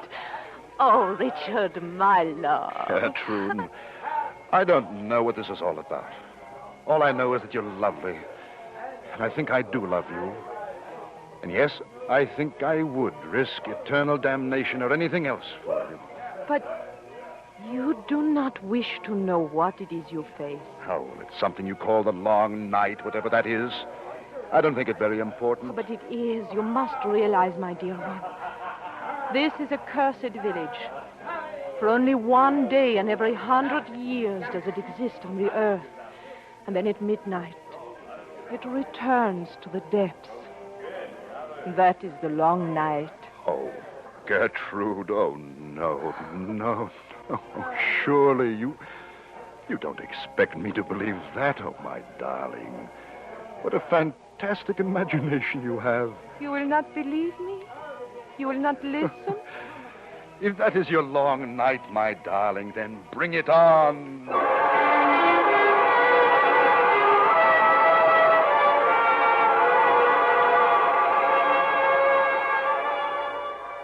Perhaps it was the wine, perhaps it was Gertrude's beauty, whatever it was.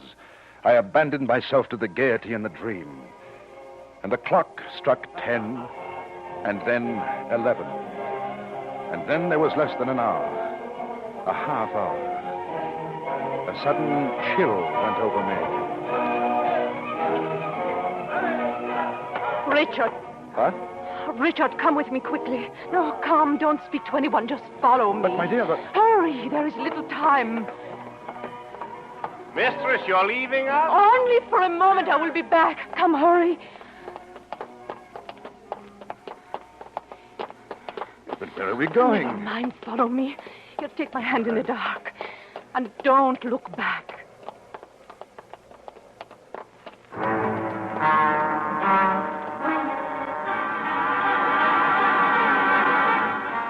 We rushed through the deserted town. We stopped only once at her house, where she got my pack and sketchbook and gave them to me. Then we hurried out through the town and into the countryside. All right. Here. Why, this is the spot on the ridge where we met this morning. Yes. And now, farewell. What? You're sending me away? It is because I love you that I send you away. Because I cannot let you take the risk that your love might not be true. Oh, Gertrude, oh, hush, Richard, listen. And if your love is true, if I have truly inspired the love of a good man, and I am saved, then I shall come to you. Gertrude. And promise, on whatever you hold sacred, that you will not move from here until after the clock has struck 12. Why should I promise such a thing? If you love me, promise. All right. I promise. Kiss me, Richard. Goodbye, my love. Gertrude. Wait, Gertrude. Bye, Richard. Goodbye. Gertrude. Gertrude. Gertrude. Gertrude. Gertrude.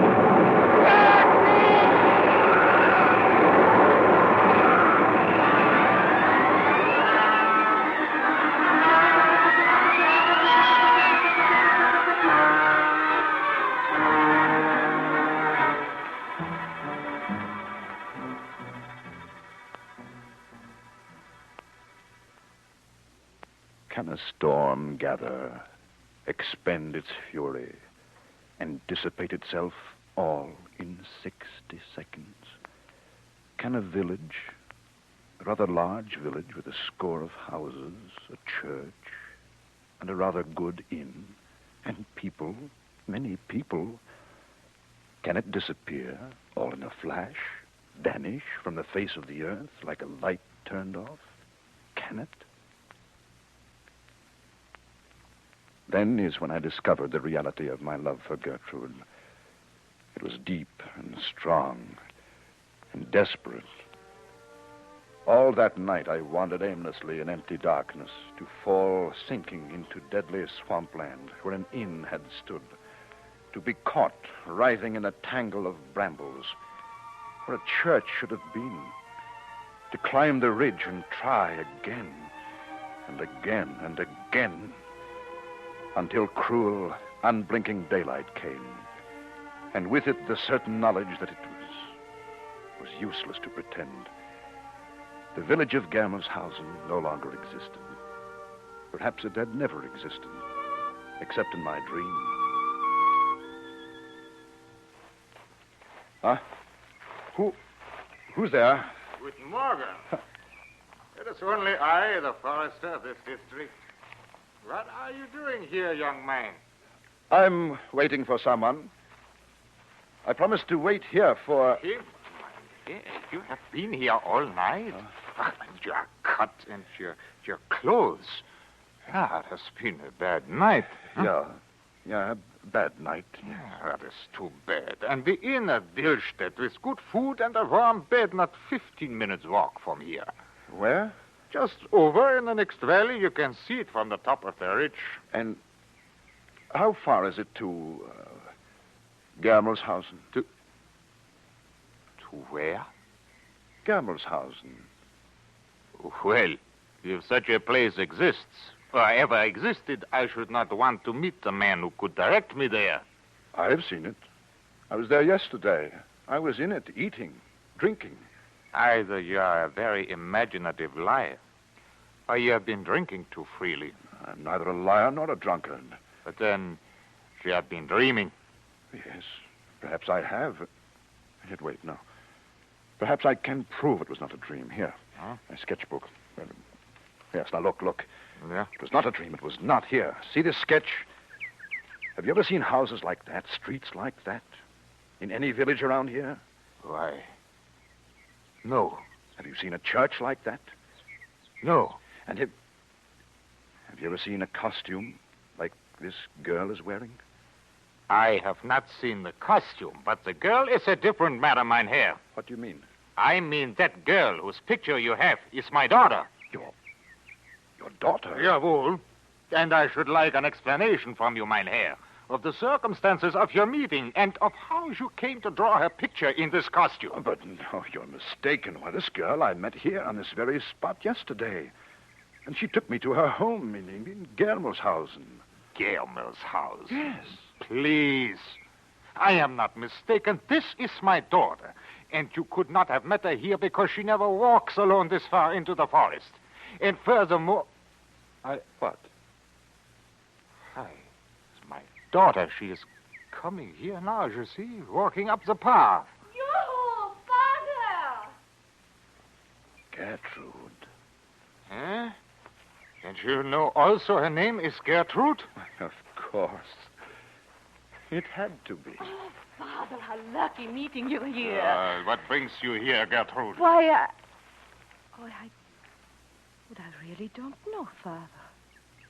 But I only went for a little walk and then something... It's strange. Something seemed to be urging me this way. I don't know. I thought that I must meet someone here. And now, of course, it turns out to be you. Yeah. Or this young man, whom, of course, you know. Oh, why, no, I do not, Father. I've not had that pleasure. Although there is something familiar about him. My name is Richard, Fräulein. Richard Arnold. Richard. Oh, I'm happy to meet you. And are you sure you have not met him before? Here, at this spot, perhaps? Yesterday, perhaps? Oh, no, Father, not yesterday or ever, I'm sure. Unless... Unless what, Gertrude? Unless it was in a dream. Yes. In a dream, which has now become reality. Oh, Father, he is hurt and tired and hungry. Oh, we must take him home and refresh him. Well, Please come, mein Herr. You are welcome. Of course, Gertrude. Let's go.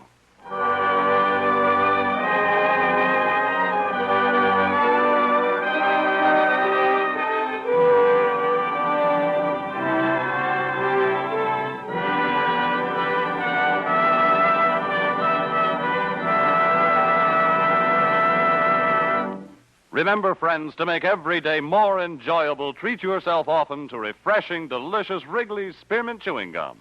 There's lots of cooling, real mint flavor in every stick. And chewing Wrigley Spearmint helps keep you feeling fresh and alert. You feel better, work better, get more fun out of doing things. So indoors, outdoors, wherever you go, keep some healthful, refreshing Wrigley Spearmint Chewing Gum handy. To make every day more enjoyable, treat yourself often to delicious Wrigley's Spearmint Chewing Gum. Romance is produced and directed by Norman MacDonald and brings you the greatest love stories of today and yesterday. Tonight you have heard Germelshausen by Friedrich Gerstacker, adapted for radio by John Dunkel and starring John Daner with Gene Bates. Editorial supervision is by John Meston and musical supervision by Alexander Courage. Next week, Wrigley's Spearmint Gum, the chewing treat enjoyed by millions, will bring you another story enjoyed by millions. It is one of the finest love stories to come out of France in recent years. It is Kay Boyle's inspiring romance, Let There Be Honor. Be sure to listen to Romance next week when the makers of Wrigley's Spearmint Chewing Gum bring you Let There Be Honor. Bob Stevenson speaking. This is CBS, the Columbia Broadcasting System.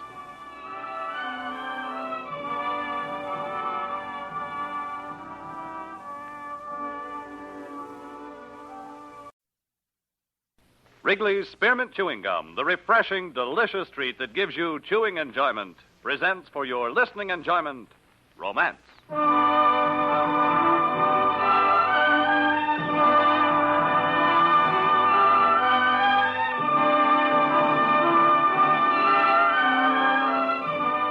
Romance, bringing you the finest stories of the world's greatest romantic authors. Stories of the courage, the devotion, the adventure of love. All strung on the bright thread of romance. Tonight, the makers of Wrigley's Spearmint Chewing Gum bring you one of the finest love stories to come out of France in recent years. Kay Boyle's inspiring romance, Let There Be Honor.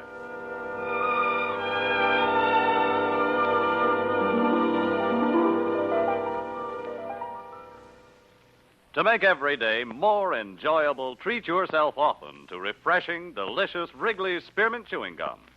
Here's a taste treat you can enjoy indoors, outdoors, at work, or at play.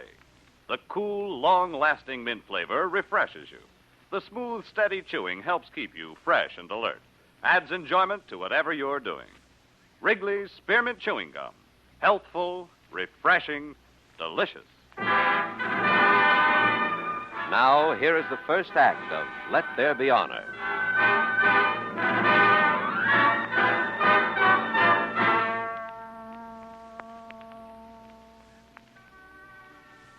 It all began in the early part of 1941, about 6 months after Dunkirk and the fall of France. I was living a rather lonely life in my house on the Mediterranean at Cassis, not far from Toulon. I stayed on since Vichy had as yet found no reason to deport English civilian residents, but particularly because neither Vichy nor the Gestapo knew that I was operating as a link to the underground. I was a contact for soldiers who wanted to get out of France in order to join de Gaulle's army in England. It was to receive my next assignment from the underground that I'd gone to the cafe that day to meet Adele Pichot. There is a canteen at the railway station in Toulon, mademoiselle. Yes. You will work there with my mother, Madame Pichot. Recruits will be sent to you there. I see. And how will I know them? They will come up to you and say just your first name, Honor, and you will say Honor Jameson. Yes, and then? And then you will add, did you want coffee? Honor Jameson. Si. Did you want coffee? Oui, that's it. And he will answer, I have come a long way for it and I am willing to go farther. Then you will give him the address of your house.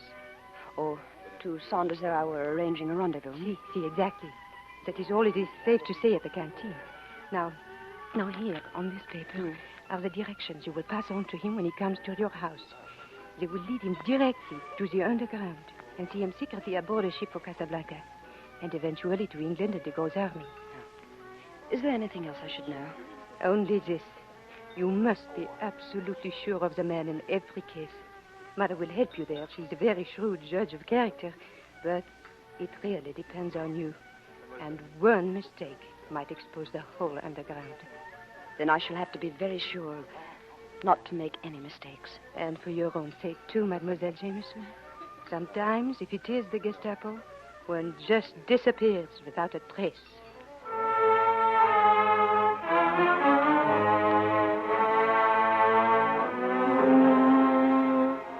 So, that's how it began. It went smoothly enough for several months. And through me, over 100 recruits slipped out of France, away from Vichy and the Germans, to join de Gaulle's army in England. And then, one morning about 2 o'clock, the thing that really mattered happened. He wasn't too tall, not too young, and his hair was a little blonde at the temples as if the sun had done it. And he came right over to the counter and leaned his arms on it. He stared at me for a moment before he spoke. His eyes were casual but steady. And then he said it. Hello, Anna. Said it wrong from the beginning. He didn't look at anyone or anything else in the room, but leaned on the counter, his steel gray eyes narrowing a little at the corners. I said, hello, Anna. Anna Jameson. Did you want coffee? I don't know. It's pretty foul stuff these days. I'm not quite sure why, but I'd been holding my breath praying he'd at least get the second part right, and now he'd missed it completely. He just leaned there looking at me intently. You know, they didn't really tell me how beautiful you are. They seem to have neglected to tell you a number of things. Perhaps. But enough. I'm here looking at you. But that's a good thing. You're English. Yes. Oh, but I am not a civilian, in spite of these clothes. You're the first Englishman we've seen come through. Did they give you a bad time getting down? I forget. I was left behind at Dunkirk. You know, rear guard sort of thing. I ran into a few prisons since then. I've been 6 months on the way. You know, I would like some coffee. Oh, you'll have to show your papers to Madame Pichot at the cash desk, over there in the corner, before I can serve you. I'm sorry. It's regulations. Oh, good old regulations. It's the only way we can have any sort of organization here. And good old organization. That's what makes life so easy in a German prison camp. You know just exactly where you stand. Here. Drink your coffee. Now that's what I mean about organization. 1 minute you've got to have your papers okayed. The next minute there's your coffee without it. That's French. You must have lived here a long time. Yes, I have. Oh, dear, she's caught us. What? Oh, be a good chap. Now take your papers over to her. I'll keep your coffee for you. He's coming, madame. Right. I'll be right back. I watched him go. Watched the part casual, part arrogant English gentleman walk as he crossed over to the cash desk. I liked the way he walked. I liked the way he moved his hands as he fished rather vaguely in his pockets for his papers, as if it were of no importance where they were, or if they were there at all. It was only when he turned around and started back that I noticed his face was harder and more bitter than any man's had the right to be. I noticed, too, that his cheeks were a little hollow. As I watched him come back across the room, he picked up a scrap of bread somehow left forgotten on a table, brought it over to the counter. Jerry bread. Yes. Now, how do I get out of France? Back to England? He asked it. Right out, no passwords, nothing. Well? What part of England? Well, now that wouldn't matter, would it? No, I mean, where are you from? Sorry. I have a little place in the country. It's only an hour from London. Well, where are those soldiers headed for? That's the train for the north.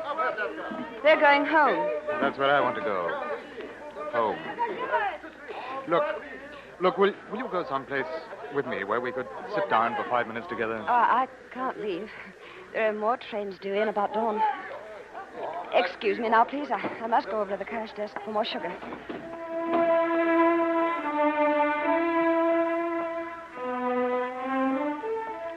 As I crossed over to the cash desk, I looked back and saw him standing there in his darkish jacket that must have belonged to someone else before him. Blue workman's trousers and ancient tennis shoes. His shoulders were hunched in weariness, his arms in the worn sleeves, folded on the counter.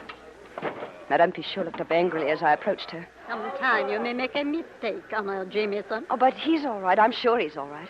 And what makes you so sure? Well, he looks all right.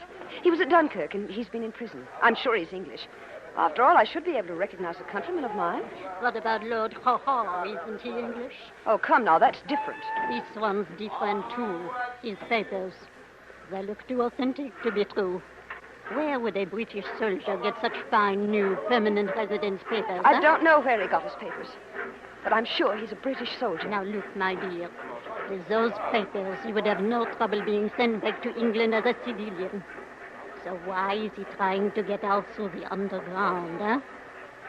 I tell you, he's just the type they'd pick for a decoy, a spy. Nonsense. I ought to know my job by this time, madam. Now, give me the sugar, please. I've got to get back.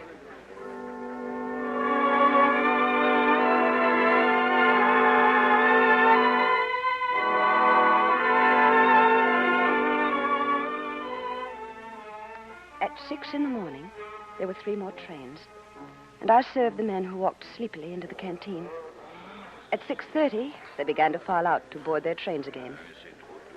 And he was still standing there. Do you always work this late? I'm leaving right now. Oh. Well, may I walk along with you? Well, all right then, come along. Good girl. I led him out through a small entrance at the rear of the canteen.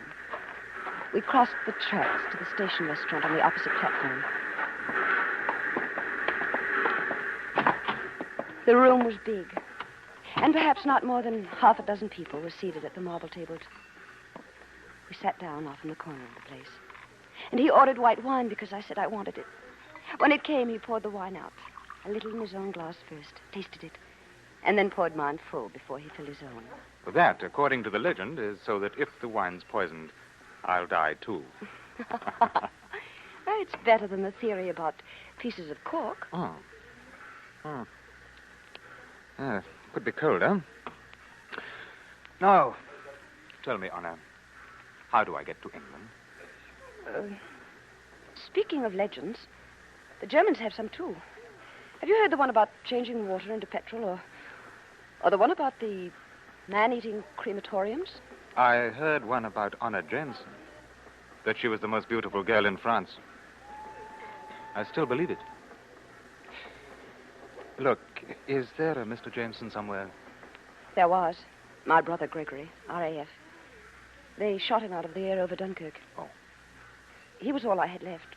We lived here together. But then what keeps you in France now? You are an inquisitive chap. Oh, I'm sorry. No, I didn't mean to pry. It's just that I'm interested in you. All right, then. Let's drink this last one to Gregory Jameson before I go. Huh? Of course. To Jameson.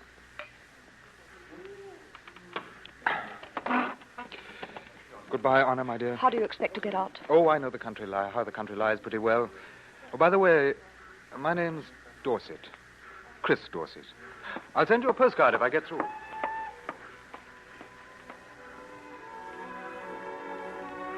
Oh, blast you.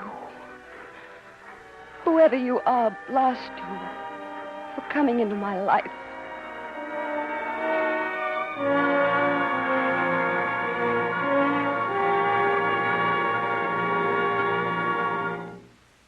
To make every day more enjoyable, treat yourself often to refreshing, delicious Wrigley's Spearmint Chewing Gum. The lively, full-bodied, real mint flavor cools your mouth, moistens your throat, freshens your taste. And the chewing itself gives you a little lift, helps you keep going at your best. So for real chewing enjoyment that's refreshing and long-lasting, always keep Wrigley's Spearmint Chewing Gum handy. Healthful, delicious Wrigley's Spearmint Gum will make every day more enjoyable. And now, the second act of Let There Be Honor as we return to romance.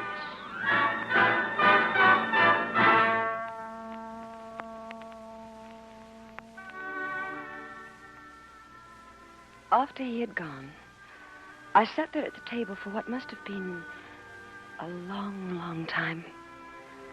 I didn't know what sense there could be in sitting there looking at his empty glass, an empty chair. And yet I couldn't bring myself to get up and go. It must have been the wine, I thought. The wine. Or else the very face and features and the remembered voice of this man. And then I remembered what Madame Pichot had said about his papers not being right.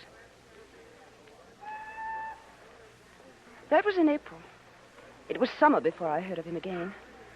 Two men stopped in at the canteen for coffee. Secret police from Vichy. Ça pue, this vile coffee. Mademoiselle, when are you going to write that letter to Churchill and tell him to ease up on the blockade, huh? Yes, he would listen to you. Even an Englishman might turn almost human if you talk to him. Hey, Jacques, you see that Englishman? Dorset, I think his name was. They brought him in last week. Have you your bread tickets, gentlemen? 50 grams each. Thank you. They picked him up near Frontac. Military age, trying to cross the frontier. What will they do with him? Unfortunately, being an English civilian is not a crime yet in the unoccupied zone, so they don't know what to do with him. Someday the prefecture of this country are going to be organized right, and like everything else, they need it. Good old organization. Oh. All right, lights out! Lights out! Hey, allons, Jacques. Let's get out of here.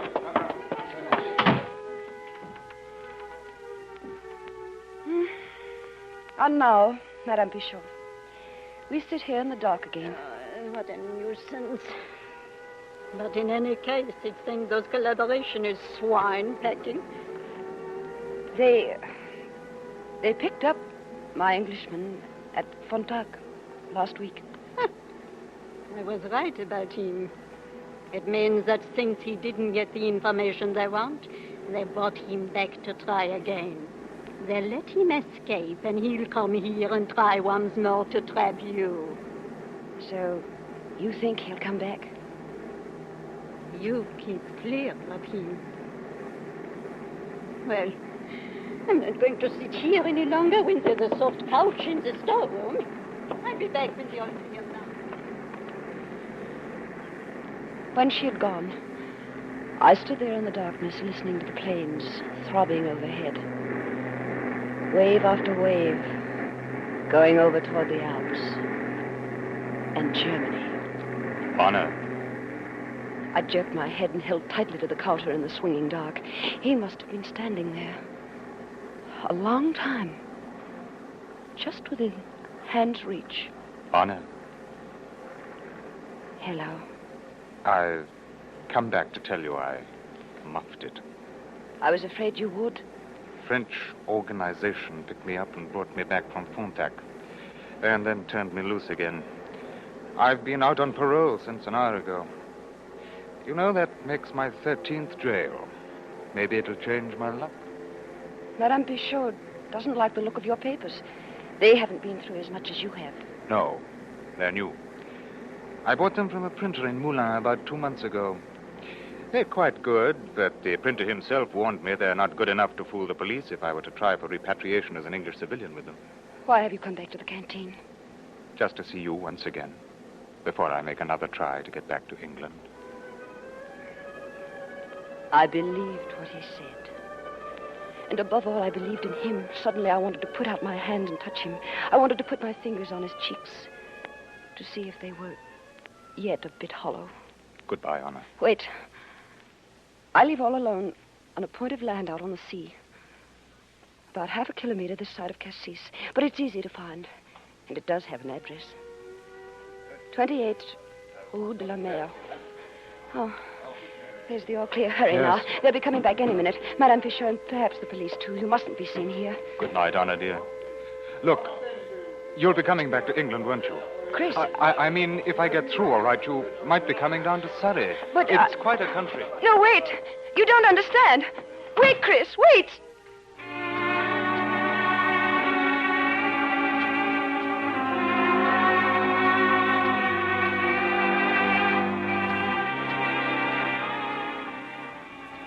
All that night, I held myself in blame and bitterness and fury. And when I went home in the morning to sleep, I kept saying to myself, perhaps it isn't too late. Perhaps he did understand, and he'll come to me for help after all. Toward evening, I went out. I was walking down the sloping lane that led to Cassis. Frogs were calling up deeply and sorrowfully in the orchard reservoirs. It was past dusk. The lights was going fast. When Chris came walking casually down between the cypress and the olive trees. Hello. It's the first time I've seen you without a veil over your hair. Whatever I might have thought would be his first words, whether he came to me out of love or in malice, there never, ever were words like that. And I didn't answer in any way I might have imagined. I just stood there without saying anything until he took me in his arms. Oh, Anna. Oh, my darling. My beloved. Chris, you came back to me. Yes, Anna. It's madness for you to go about like this. We could be seen from the main road. Here, come. Let's go up to the house. Perhaps it's too late to escape. I heard it in a cafe after I left the canteen. They say that Vichy is going to hand any British soldiers they catch over to the Germans in exchange for potatoes. Then you'll have to get out tonight. We can have a few hours together. But then you'll have to get out. I'll go. This time, I really will go. Ahead of us was the line of the cliff, purely and wondrously defined against the fading sky. And as we walked on hurriedly up the lane, I knew I would soon tell him how to cross that cliff, how to leave me, how to go back to England and the war. Later, I'll come back. And I'll find you here. Yes. Yes, I'll show you the house now. We'll have a little fire, even though it is summer. And we'll make some tea. And I think I might even have a bottle of Johnny Walker left somewhere about. Oh, Anna, it's charming. So quiet and cozy and far away. Shall I fix the fire while you dig up the other things? No. First, I must tell you how to escape. Then, if the police should just happen to come here suddenly, you can get away. So you do know. You knew all along, and you didn't tell me. You cross that cliff out there. There's a good path at the end of the orchard wall. The stars are out. You won't have any trouble. Yes, I see. There's a town on the coast about 10 kilometers after you've passed the cliff. It's called Sanary. Sanary. There you go up the Rue Principale to the Bar de la Marine. Yes? Go to the man who plays the guitar there and say my name, Honor Jameson. He'll have the papers for you, and he'll give you the name of the ship, and he'll see you through. You must be there by dawn. The ship goes out soon after. And you must do exactly what he tells you. Yes. You can trust him. He'll get you across to Casablanca. And from there to Lisbon. Oh, my darling.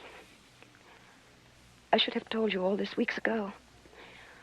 I don't know why I had to have so many proofs from you.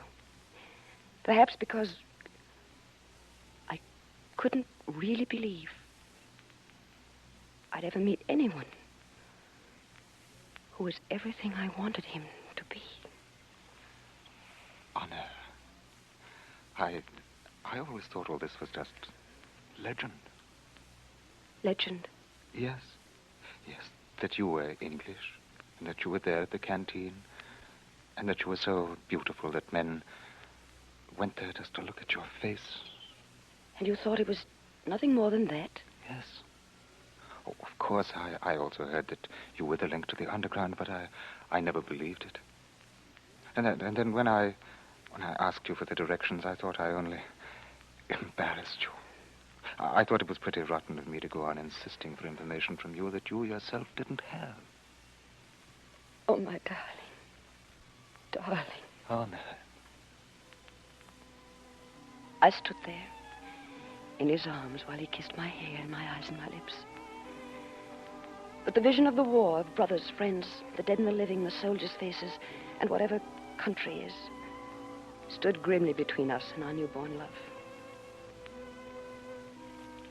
Later, much later, as we sat together before the fire, I watched its light move on his face, laying quick, defining shadows there, and it came to me with thrilling conviction that we would see it through, and one day be together.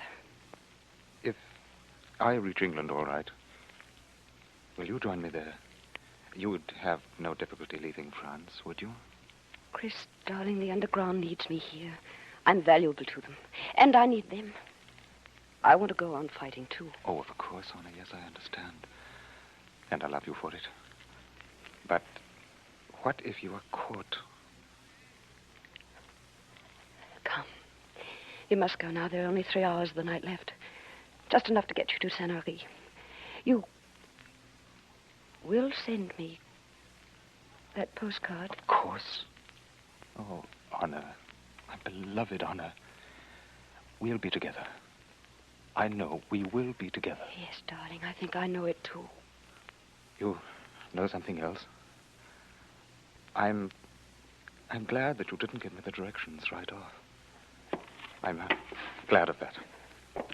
Now, come, walk me to the path. We went quickly, now that it was time. Out of the house, across the orchard, down the sandy path, under the olive trees and cypress toward the cliff. There were a few stars out, very big and bright through the trees. And we stopped finally and repeated the last things to each other in the sea-washed dark. We need so little, we two, for happiness. The whole world is ours, if we are worthy of it. I need love more than ever now. I need your love. Oh, my darling, you shall know my love. You shall know what it means. Kiss me now, then go quickly. Oh, goodbye, Honor. Goodbye. I stood there and watched him disappear into the darkness of the cliff, taking with him more than I had known life could give.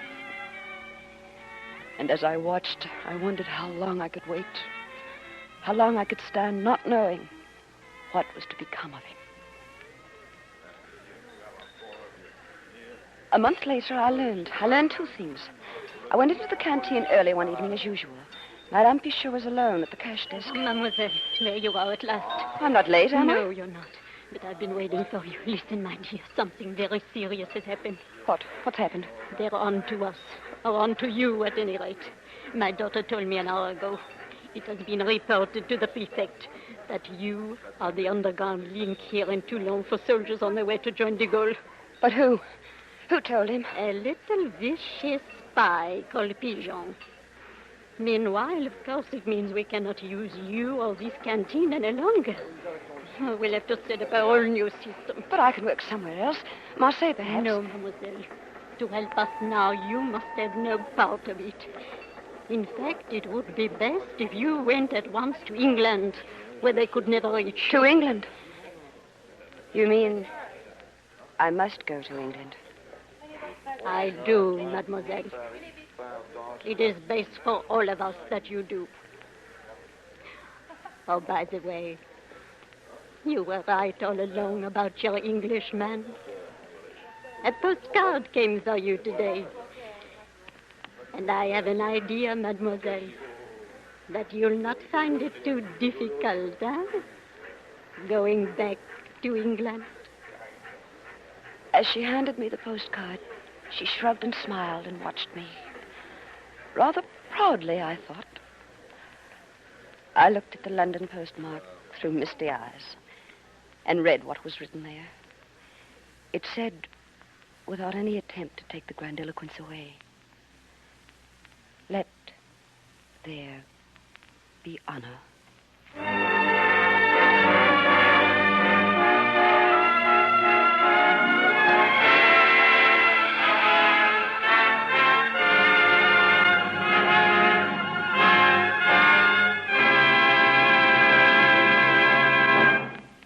Remember, friends, to make every day more enjoyable, treat yourself often to refreshing, delicious Wrigley's Spearmint Chewing Gum.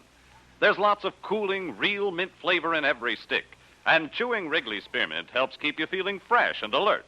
You feel better, work better, get more fun out of doing things. So indoors, outdoors, wherever you go, keep some healthful, refreshing Wrigley's Spearmint Chewing Gum handy. To make every day more enjoyable, treat yourself often to delicious Wrigley's Spearmint Chewing Gum. Romance is produced and directed by Norman MacDonald and brings you the greatest love stories of today and yesterday. Tonight you have heard Kay Boyle's Let There Be Honor, adapted for radio by John Meston and starring Joan Banks with Ben Wright. Musical supervision is by Alexander Courage.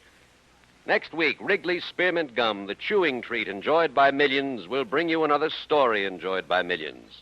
It is an unusual dramatization of the original story upon which Bizet based his opera, Prosper Mérimée' fiery and impassioned Carmen.